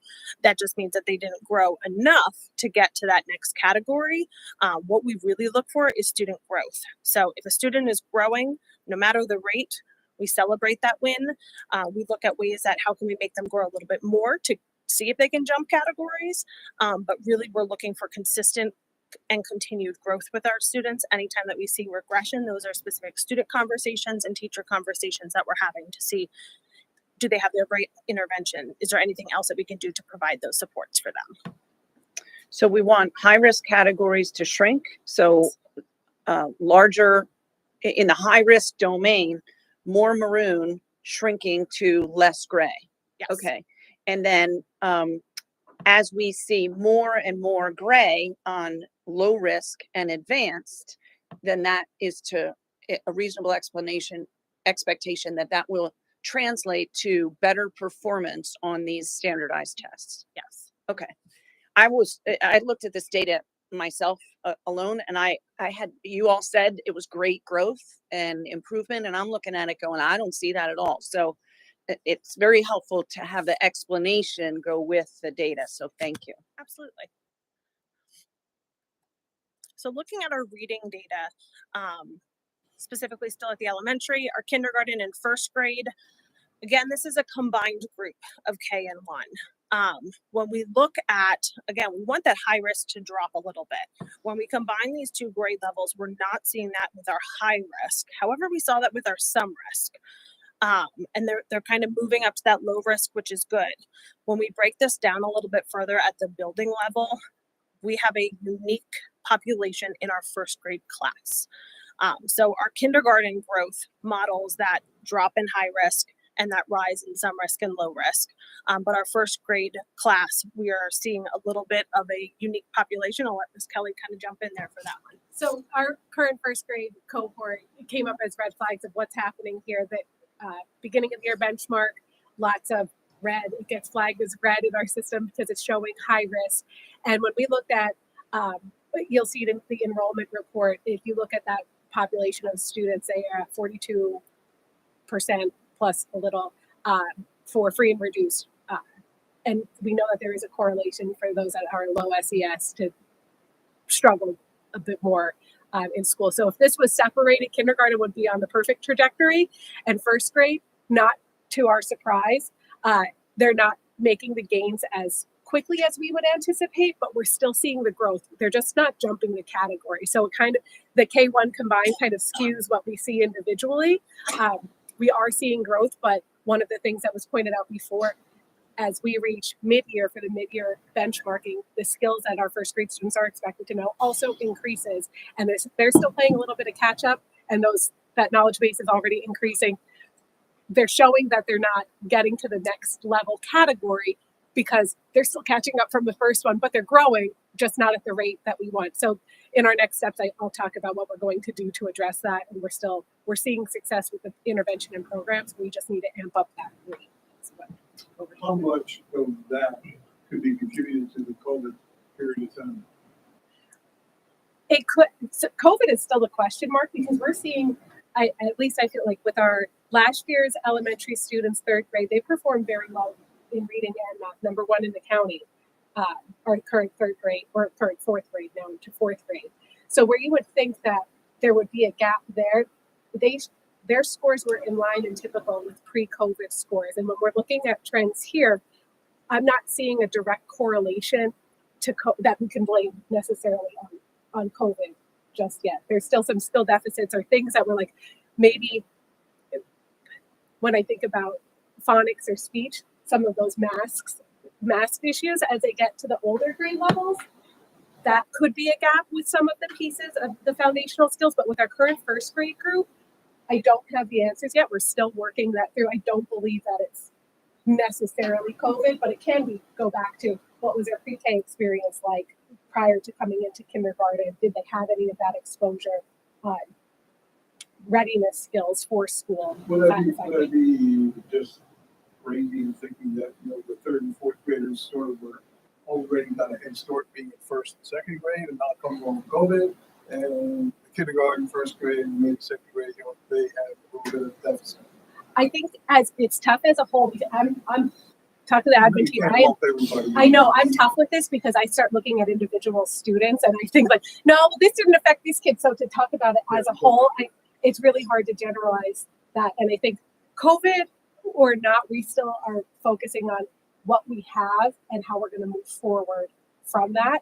And that's how we're gearing our next steps. And just to interject as well, I think we're cautious to toss out any overgeneralizations related to the impact of COVID. We know what we have is we have fantastic tools available, which is why it's so wonderful that we're able to, okay, we love every graph to look the exact right way, but it's so great that we have the ways to identify students that need the support, and then the ability to take somebody that may be traditionally working with kindergarten and say, I'm going to slide you over here because first grade is a greater need at this point in time. And we have that ability with the staffing and the tools and the resources to be able to adjust that and really be surgical with the intervention support that we're providing. So again, every graph does not look the exact way we want it to, but the fact that we have this information will enable us to get it moving in the right direction. So looking at our second and third grade for reading, same thing from second through 12th grade, the test, our universal screener breaks into two categories, that reading fluency and that reading application. So looking at second and third grade, again, this is a high level building wide. We're seeing a drop in our sum risk, which is positive, and a rise in our low risk. We do have some kiddos that grew a little bit more in that high risk category for reading fluency that we're targeting interventions for specifically. And then for our application, we're seeing that kind of traditional pathway, which we want to see a drop in that low risk and a rise in those other categories. So as we already alluded to, our first grade group being known as struggling more than the rest of the building at this point. Next year, we're going to look at adjusting our schedule to get potential more intervention blocks in place, the way that we divide it up, but also to have, right now, second grade has it in their schedule to get intervention in the afternoon, but one of our part-time interventionists is only here in the morning, so we're going to flip-flop those times, looking at how we can best provide the maximum amount of intervention supports to help close those gaps for that cohort that is flagged.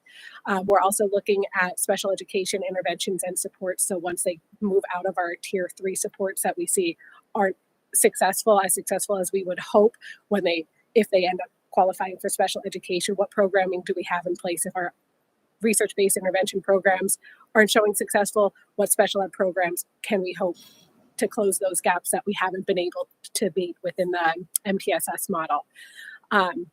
Continuation of support for mathematics department instructionally with Dr. Hoyt, and just reviewing our curricular resources. At the elementary school, we do still conference with our students one-to-one. We show them how they're growing and celebrate their successes. It looks different at all levels, but that is something that our students do look forward to and are really proud of themselves when working with, whether it be the intervention teacher or the classroom teacher, celebrating their growth. And then just continue those database instructional conversations. I think having the time to sit and meet one-on-one with every teacher and go over what are the particulars of your class and individual students and how can we best support you in helping each one of these students grow has been really beneficial. So we'll be continuing with that. Okay, thank you, Ms. Kelly. So as we look forward, I apologize, it jumped ahead of a slide on me. Let's jump around. I know. I'm hitting back, but it's going like forward and back. Neat. Because that's the end. Let me just get the end. I hope you enjoyed the presentation. You just get it. All right.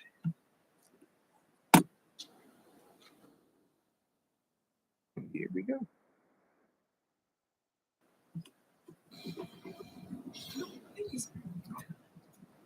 Okay, so taking a look at our intermediate and middle school, our strategic shifts that we've made so far is Mr. Biggins. Thank you. So this MTSS model, one of the greatest things about it is that it provides a comprehensive framework that it guides us on the when and the how to implement those supports, and it provides the tools and the time so that we can use those different strategies so that all of our students do continue to grow. Our interventionists in our building consist of three members. We have a great team of 3 members who could divide and conquer between grades 4 through 8. We have one who focuses on the middle school, the grades 4 and 5, and then another one who focuses on the higher grades, the 7th and 8th grade, and then the one in the middle who just split depending upon how many groups of students we have. It just maximizes the amount of support we can provide our students. And the research-based intervention programs that we're using, the Do the Math, which focuses on the 4 basic concepts of math, along with fractions and core numbers, and the 95% group, which focuses on ELA skills, so we can fill those gaps with comprehension, vocabulary, and multi-syllable words. So with all those things in place, we're seeing some really good things. We're seeing our students move in the right direction. We are identifying some pockets of students that we're gonna focus a little bit more on to make sure that they are moving from one category to the next in the right direction.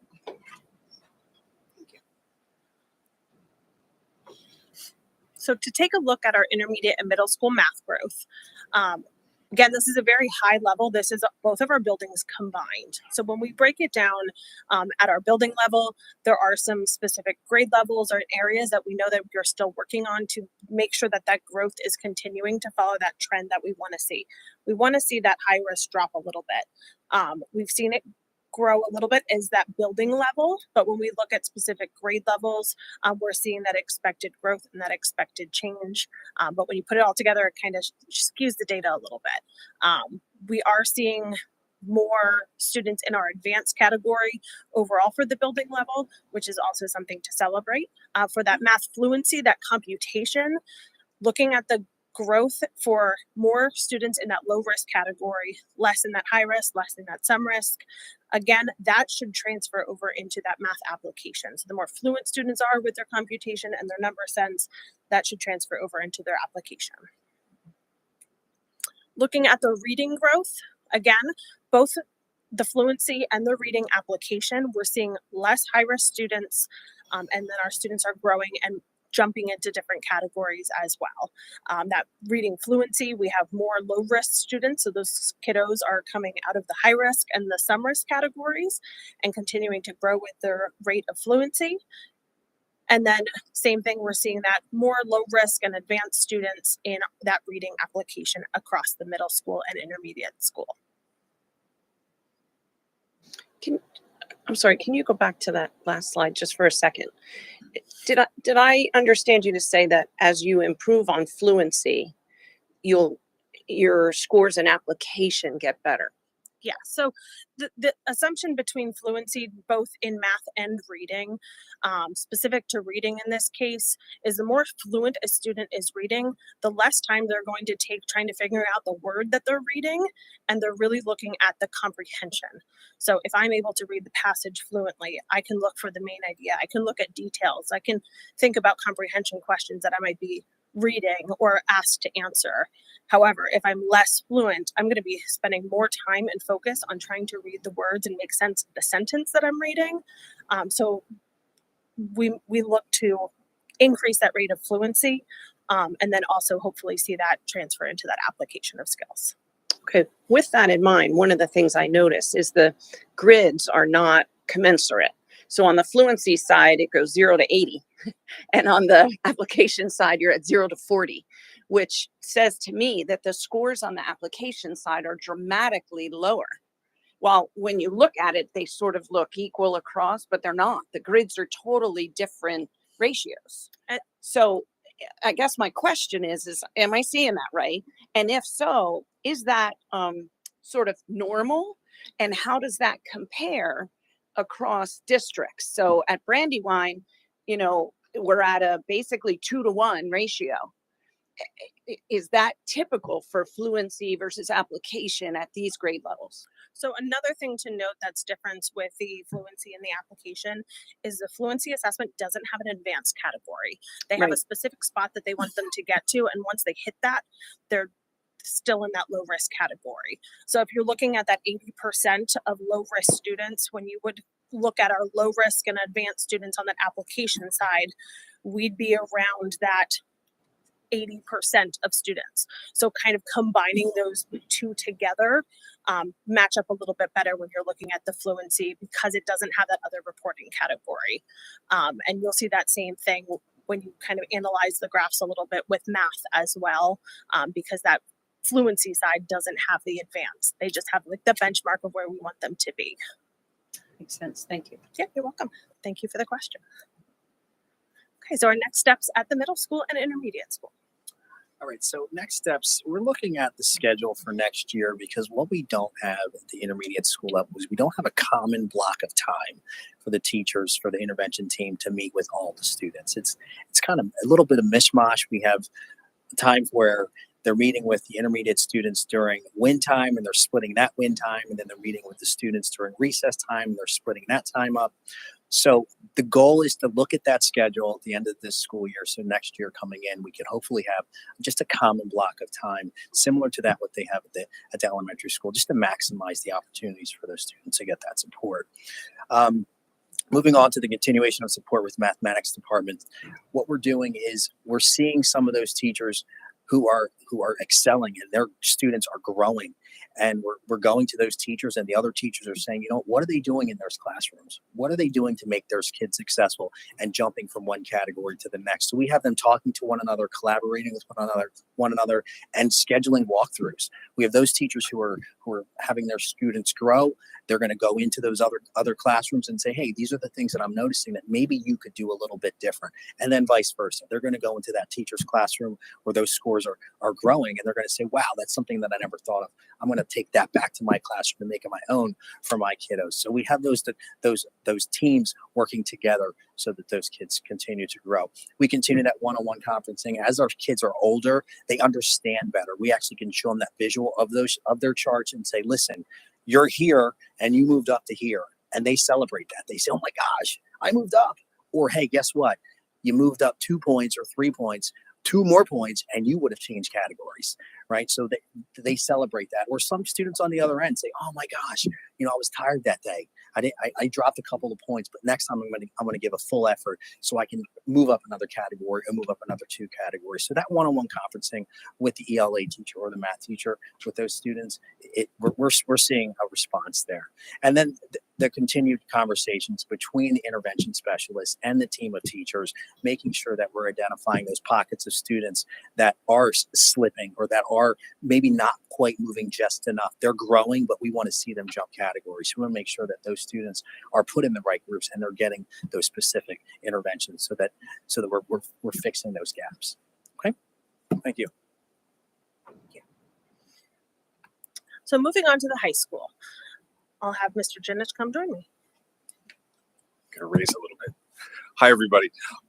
At the high school level, one of the biggest challenges that we had is that we needed to adopt the formalized sort of MTSS model. We are lucky enough to have Mrs. Conrad, our interventionist, but we've really only been able to utilize her for this school year because of staffing shortages before and different things. We've never really been able to get our intervention program truly supportive of our students and off the ground. So this year, we had a really exciting opportunity to utilize her and then also Mr. Ostrowski's background in data to kind of build those supports for our students. So as a program, it's something that we've really been able to coordinate and then begin. And then along with that big shift, then we were also given the additional challenge of what was our schedule, where we were adjusted that building schedule. We had additional time. The option became, what do we want to do with that additional time? Did we want to put it into specific courses, into our periods, or adjust our building schedule to kind of create an intervention model? I'm an old coach and I love a good acronym. So I sat down and we thought about it and we came up with AIM, which was for assistance, intervention, and mentoring. Thought it was cool. Kind of goes with the bullet thing, gives us something to do at the end of the day.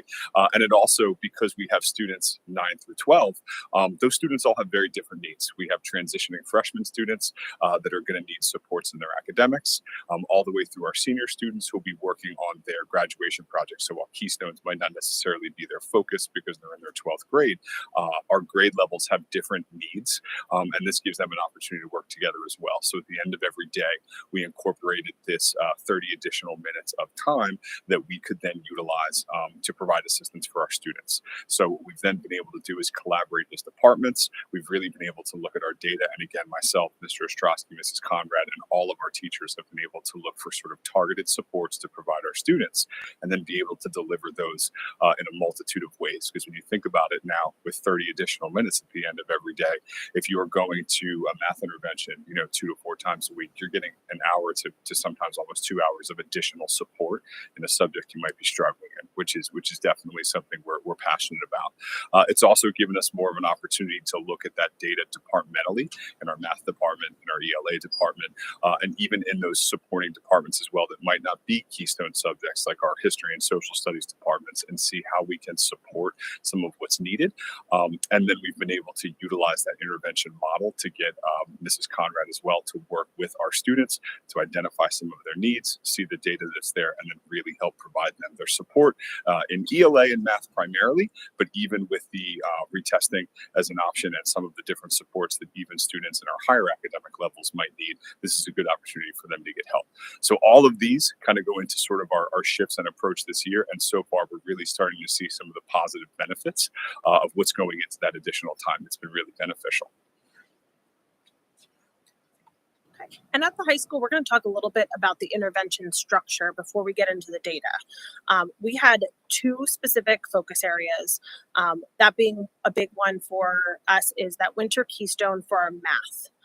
Knowing that this is an area of focus for the district, we wanted to make sure that our students who were retesting for their keystone in winter were well prepared. Some of these students might be sitting in a geometry class, they might be sitting in Algebra 2, and they're a little bit far removed from Algebra 1. So during that AIM time, any student who was flagged to retake their winter keystone, they were placed into an AIM group, and the focus was that Algebra 1 instruction. So when you're looking at the FastSpread data and our universal screener data, it doesn't necessarily correlate, because if a student's sitting in geometry and they might have geometry gaps, we weren't focused on that. We were really trying to make sure that they were prepared for that winter retest, which they did in January. And then for our fall and our shift into our winter groups, we're also focusing on those spring first-time test takers. So our current students who are focused and sitting in those Algebra 1 classrooms, we want to make sure that they are best prepared for that spring assessment. For language arts, historically, we've had good success with our language arts keystone. So we were able to still focus on those specific instructional areas that were provided by FastBridge to make sure that we could close any gaps that we might be seeing. But those 10th graders who would be sitting for that Keystone exam, we would be able to make sure that they would hit those areas through the FastBridge identified instructional areas, because it's those grade level courses, whereas our math setup and structure of course flow varies, and it's not specifically by grade level, it's by the course that they're sitting in. I'm going to have Mr. Jennings jump in here about our keystones really quick, and then the different pathways before we get into the data.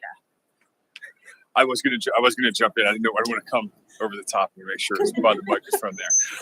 So just in case, it's a Keystone background. If you're taking an algebra Keystone, there's several different grades that you could actually take that Keystone in. You could start it from 7th grade to sit for your algebra Keystone, in 8th grade, and then we have some freshman students all the way up through some juniors that are sitting for their algebra Keystone just because of the way math levels shake out. So if you're a 10th grade student, you could be in one of about 4 or 5 different math courses depending on your strength in math, maybe interest, career paths, etc.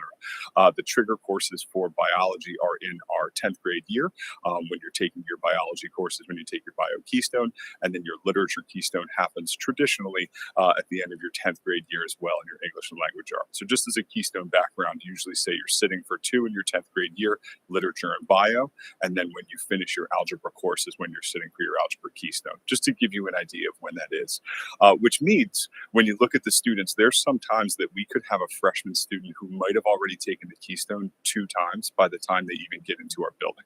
As if they took it as a 7th grader or as an 8th grader, 7th grader and didn't pass, they might have retested in the 8th grade. And then by the time they get to the 9th grade, it could be the 3rd time. So we really have to be careful. It's kind of a philosophical approach on my part. We'll really look at a student now. We'll get those scores. We'll see where they're at. And if it looks like they could be close, we might encourage them to take it again. But if it looks like the Keystones might not be the pathway that's going to best suit them, then we'll adjust and we'll start to do something different. It's really dependent on the student, which is something that we're fortunate enough to be able to do because we're smaller. So then at that point, once you take your Keystones, you're going to get your scores back, and then you're going to fall into one of what is 5 pathways. To give you just a really quick overview, because we've talked about them before, I'd like the students to know them as well. Kind of like to impress upon the students that I'd like them to know where they're at in terms of their Keystone pathways all the time. The easiest route, you have to complete one of the pathways in order to graduate. So when I'm talking to the kids, I say there's 2 people you have to make happy, right? There's the Brandywine Heights Area School District by passing your courses, getting your grades, doing your community service that's mandatory for graduation. And then you have to make the state happy, which is by passing your Keystones. In the event that you don't pass your Keystones, there's a couple different buckets then that our students can fall into. One is using composite scores. So if you sit for your Keystone, they will add up the scores of your Keystones. And if you hit a certain number, it'll check the box for your composite scores. So let's say you're not as strong in algebra, but you do great in lit and bio. You might be able to meet that pathway and you're at the finish line. So we do have a lot of students that actually can utilize that pathway because they might be stronger in some subjects than in others. There's a pathway for our students that attend BCTC. At the end of BCTC, you sit for your NOCTI, your senior year, and in the 11th grade, you take a pre-NOCTI, and based on your pre-NOCTI, they can determine whether or not you look as though you're going to be able to meet the requirements of your certification exam. NOCTIs are national level certs in your particular shop. So if it looks like a student is going to meet their NOCTI requirements, they'll be eligible for their Act 158 pathway. The box is checked regardless of Keystone score.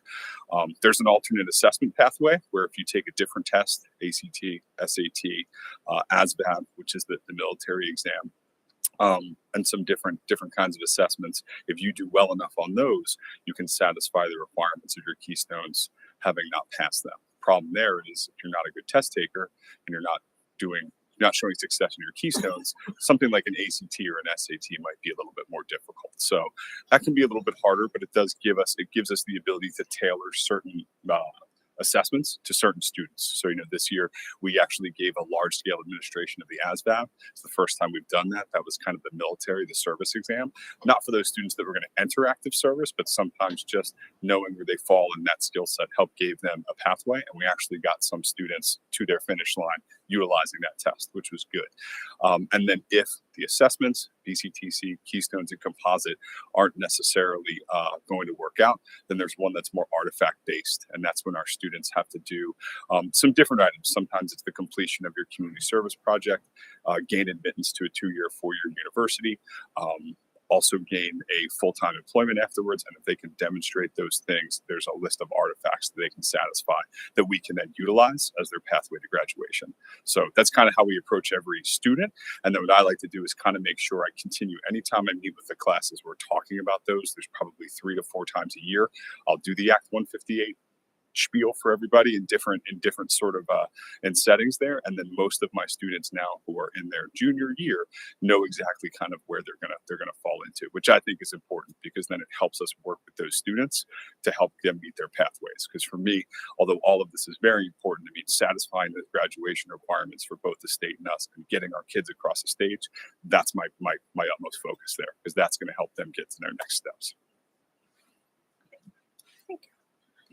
So looking at our data specifically to the high school, starting with math, that math fluency and application, again, being separate, we're seeing that with our growth, we are seeing more advanced students, we're seeing more some risk students, but we're not seeing the drop that we'd like to see in our high risk students. Again, just with our other buildings, we'd like to see that drop and not grow. And then looking at for our math fluency, we do have more some risk students, so that's growing, but we're not seeing the trends that we would like specifically building wise at the high school for math. Looking at that question of like, well, why? That was our first question. When we talked about the grouping and our structure of intervention, we really focused on that intervention for our Algebra 1 retesters and our current algebra students. Our other students who were sitting in other courses like geometry and Algebra 2, they were getting intervention within their classrooms.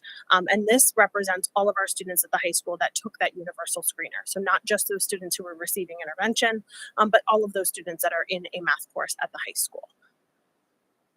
And then looking for our reading growth at the high school, the reading fluency at the high school kind of fades out at that point. We're looking for that application of skills. We're no longer focused on that rate of fluency, hoping that our students are fluent readers by that point in time, and are they able to apply those skills to what they're reading. We saw significant growth in our reading, so that drop in high risk and a huge drop in some risk, and that growth in low risk and advanced. So again, when we look at, okay, well, what are we doing different between reading and math? Looking at the reading, and ELA teachers had an opportunity to look at the instructional recommendations from FastBridge and say, these students needed vocabulary help, these students needed comprehension help, and group them based on those instructional recommendations. Again, reading is by a grade level, so they have a 9th grade English class, 10th grade, 11th grade, and so on, where those skills are cumulative and continue on. So our next steps. So since we've seen the benefit of the time that we've been able to utilize this year, one of the big things I'd like to do now is approaching this, we kind of made a calculated decision that we were going to have it at the end of the day, because we have evaluated when our BCTC students leave in years past, and we have to make sure we get them their courses while they're in our building before they go. So one of the things I would like to see is kind of looking into our schedule and seeing if there's different times of day that we might be able to offer this time so that we can support our BCTC students, because at this time our assistants intervention and mentoring period is at the end of the day. So our BCTC students are not in the building when it happens. They're in their programs. But like I said, going into it this year, we kind of knew that was going to be one of the decisions that we had to make. And now looking at it and exploring kind of what might some of our options would be is a big piece that we'd like to continue to go forward with. We want to make sure that we're continuing to support our math teachers and our students instructionally. I think as Mr. Farina spoke earlier, in terms of our approach to curriculum, we've identified some really, really, I think, strong ideas on how we can bolster some of the support that's available for our students, as well as reinforcing some of the concepts that we think they need the most help with. We are starting to have those conversations with students where now we can have, because they're older too, have really good conversations with our kids about their data. What are they going to utilize it for? What is their plan? What is their pathway? Because sometimes you are talking to students and they know that they might not be the strongest algebra student, but they also know that they're going to try, I'm going to try Mr. Jinich really hard on my literature and biology because I know I could meet that pathway. Okay. Mr. Jinich, I know I'm a terrible test taker. So for me, what happens if none of this works out? To take some of that pressure off of them and kind of walk them through the pathways is big. We want to make sure that we're conferencing with our students so they know what they stand, because know where they stand. We want to make sure that we can implement that universal screener across all of our math classes. Again, when you're looking at ELA, 9th grade, 10th grade, 11th grade, and 12th grade is a little bit simpler sort of to suss out than all of the different math options, because you can be in a pre-algebra course all the way up through AP Calculus BC. So we want to see kind of how that translates over to all of our math students to see where they're shaking out regardless of instructional level or the academic level of their course. And then we just want to, as a staff, because we've seen such good conversations and department collaboration so far this year, focusing on this data, is to just continue that. I mean, watching Mr. Ostrowski work with our ELA department while they develop some of the targeted supports for their students, or sitting with our math department while they're kind of talking about some of the skills they want to focus on, are things that are really going to help kind of lay the groundwork for what the students need. Thank you. So that is a very high level of our mid-year data. One thing to note, as I was thinking, we were talking about Keystones and that winter retest in January. We will get our scores sometime in the beginning of March for those winter retests to see kind of how did that first semester of intervention at the high school, specifically targeted on Algebra 1, how did that go? And then how did those targets for our literature Keystone retests as well, how did that go? And what was the kind of payoff and result of those Keystones? So that will be something that, again, we can share after we get that data back in the beginning of March. Any questions at this time? So I'd like to just take a moment and thank everyone. I know it's a little longer and took a little bit more of a board meeting, but high level data we talked about, but the important piece to take away here is this is an absolute priority for us. We put a lot of attention into it. Obviously, our building level leaders, Carly, Rob, are completely focused on this. It's translating down to our intervention specialists, our reading specialists, our teachers working with this skills and adjusting instruction, and then the students and seeing that conferencing and their ownership of it. So this is something we're completely focused on. It's really reshaping how we're doing it. And again, if you remember when I first started, we used to use interventionists to say, here's the classroom-based things that are happening. I'm seeing the struggle, and we try to remediate that. This is more now a very scripted, universal way that we can evaluate all our students and see where their struggles are and focus on those skills. So it's a reshift. It's a reshift of resources, a reshift of how we're supporting students. But a ton of emphasis on this year. And so we know that academics, particularly mathematics, has been a struggle for us, but I want to reassure you that we are doing everything we can to put supports in place for our students to make sure they're successful. Thank you. Thank you for your time. Steph, Matt, nice to have you. Thank you.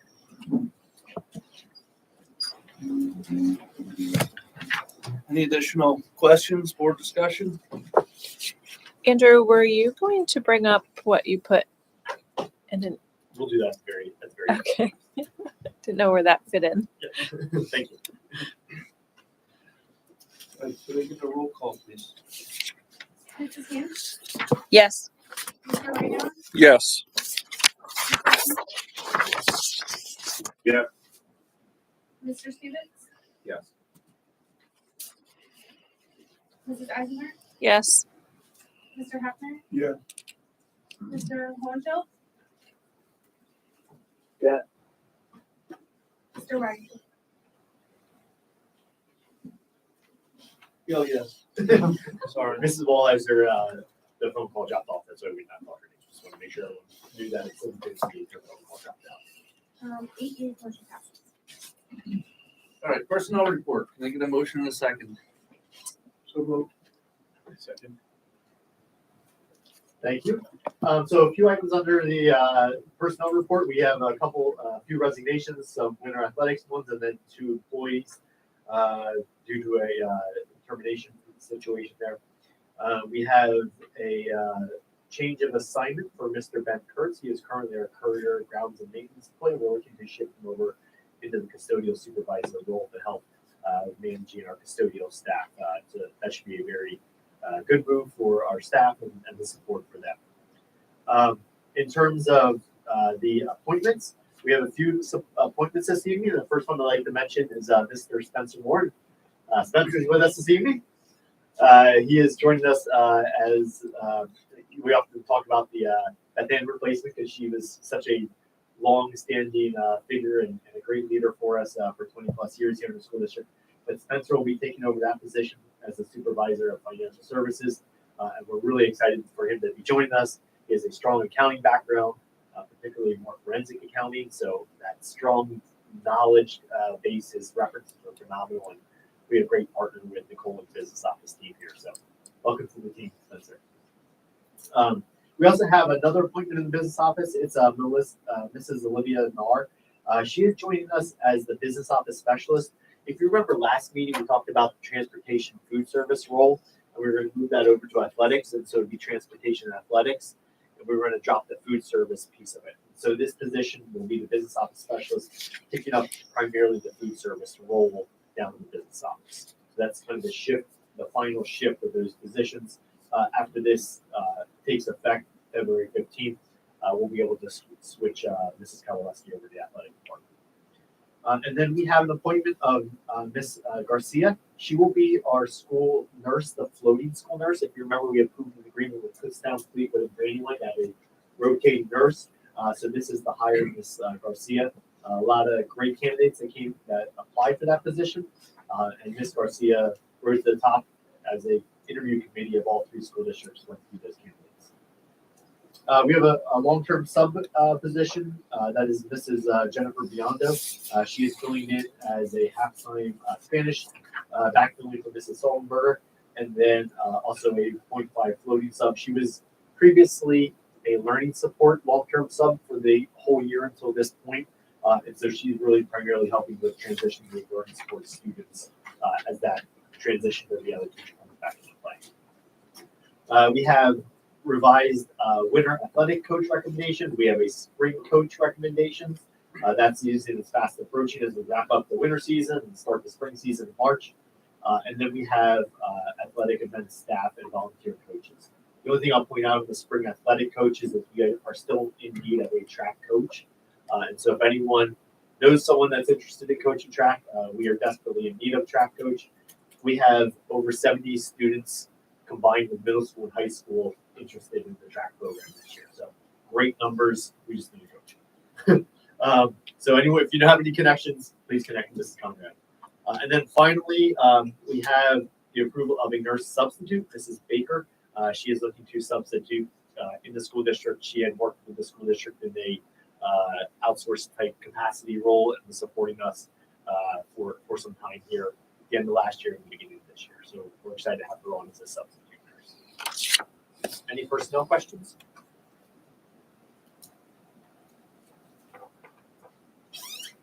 Hearing none, can I get a roll call, please? Mr. Whitehour? Yes. Mr. Keith? Yeah. Mr. Taylor? Mrs. Eisenberg? Yes. Mr. Hefner? Yeah. Mr. Hohenschuld? Yeah. Mrs. Hume? Yes. Mr. Ross? Yes. 8 yeas, motion passes. So the only other thing I have under other business, I have 2 items I just wanted to share with the board. We did a inclement weather survey to see how families wanted to, how we're evaluating basically the mode of instruction during virtual winter days. And the question was, do you want to have a traditional snow day? Do you want to have a full virtual day? Or do you want to have a half virtual day with the other half being more support from your teachers? And so that the results were very evenly spread in terms of the distribution with 638 responses. 31% wanted a traditional snow day, 21% wanted a full virtual day, and then 46.2%, so overwhelmingly, wanted the mix of a virtual half day in the morning with the asynchronous support in the afternoon. So just good data point.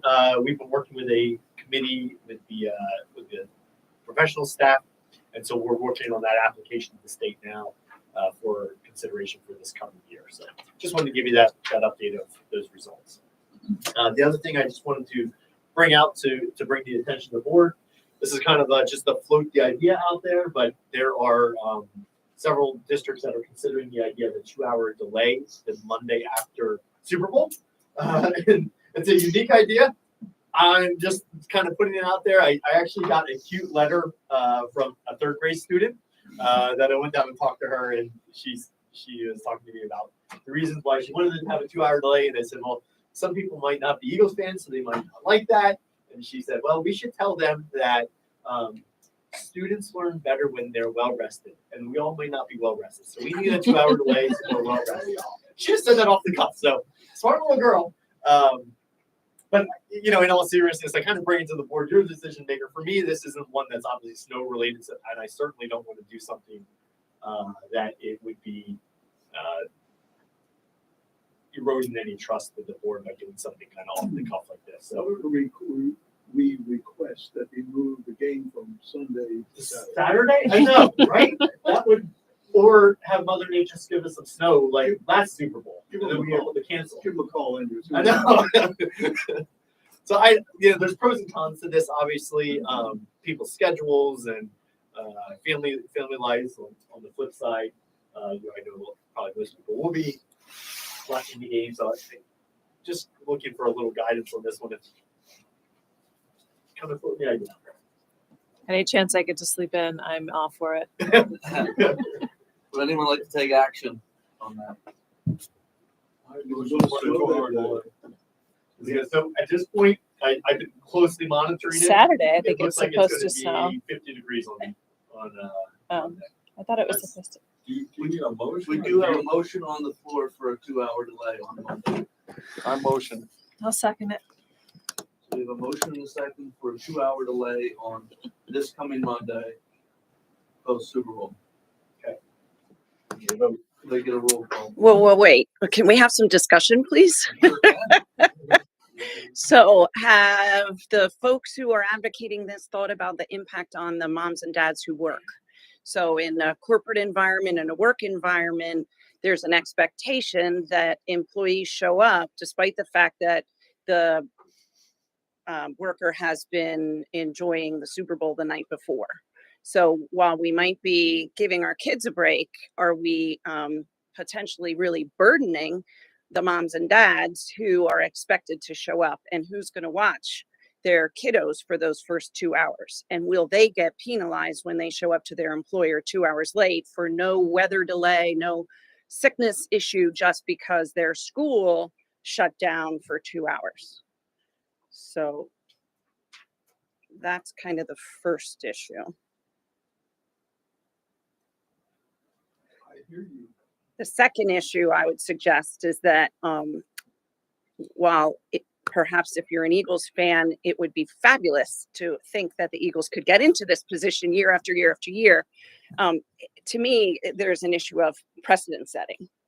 I'm not sure that even if a case is really well articulated by a youngster or a staff member, that we should change our protocol across the district without some very serious consideration, because the next issue that pops up might not be the Super Bowl. It might be some other protest event or some other theater production or some other, you name it.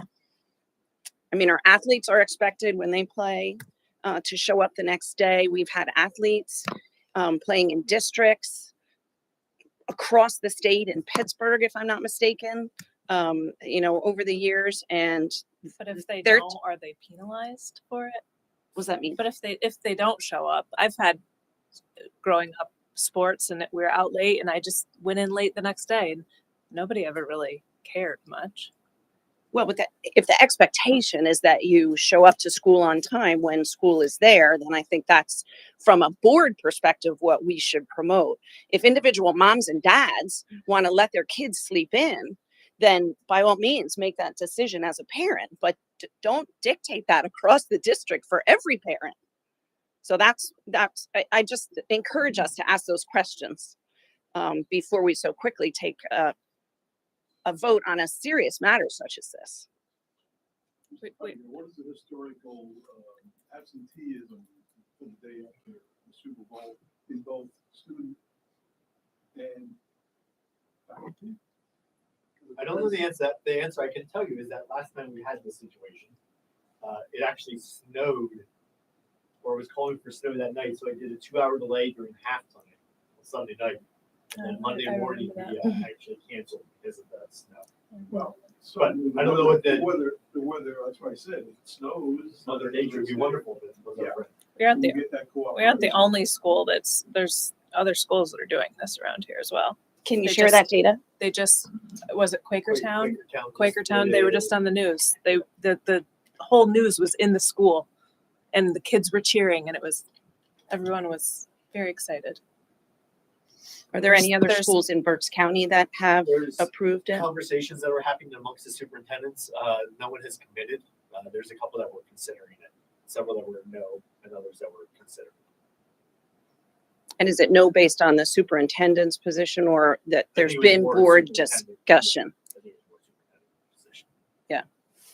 Well, I mean, if we take a vote, we take a vote, but my position would be that it's a family matter, that if the individual third grader has a great idea and wants to miss school the next morning, then she needs to make that same really strong argument to her mom and dad or her guardians.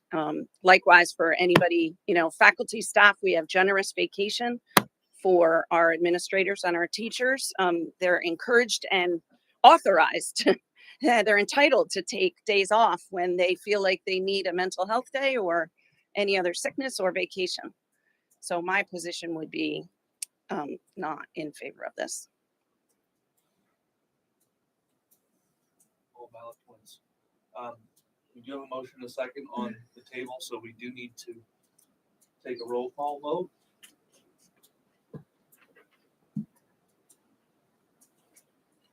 Mr. Sheets? Yeah. Mr. Stevens? No. Mrs. Eisenman? Yes. Mr. Hoffner? Abstain. Good vote, you can change the vote. Mr. Honcho? No. Mrs. Hume? No. Mr. Reagan? Yes. 3 yeas, 3 nays, Oh, 1. Mr. Reagan. That's all right. Always a bridesmaid, never a bride. No. 4 nays, 3 yeas, 1 abstention. Motion does not pass. So, everyone, ready for some? There we go. The option, Mrs. Hughes is absolutely right. The option is, if the parent doesn't mind the child sleeping in an extra couple of hours, that we drag her to school and after that, that's fine. Or then again, some people just eat too much pizza and they get sick for it. So, there are other options.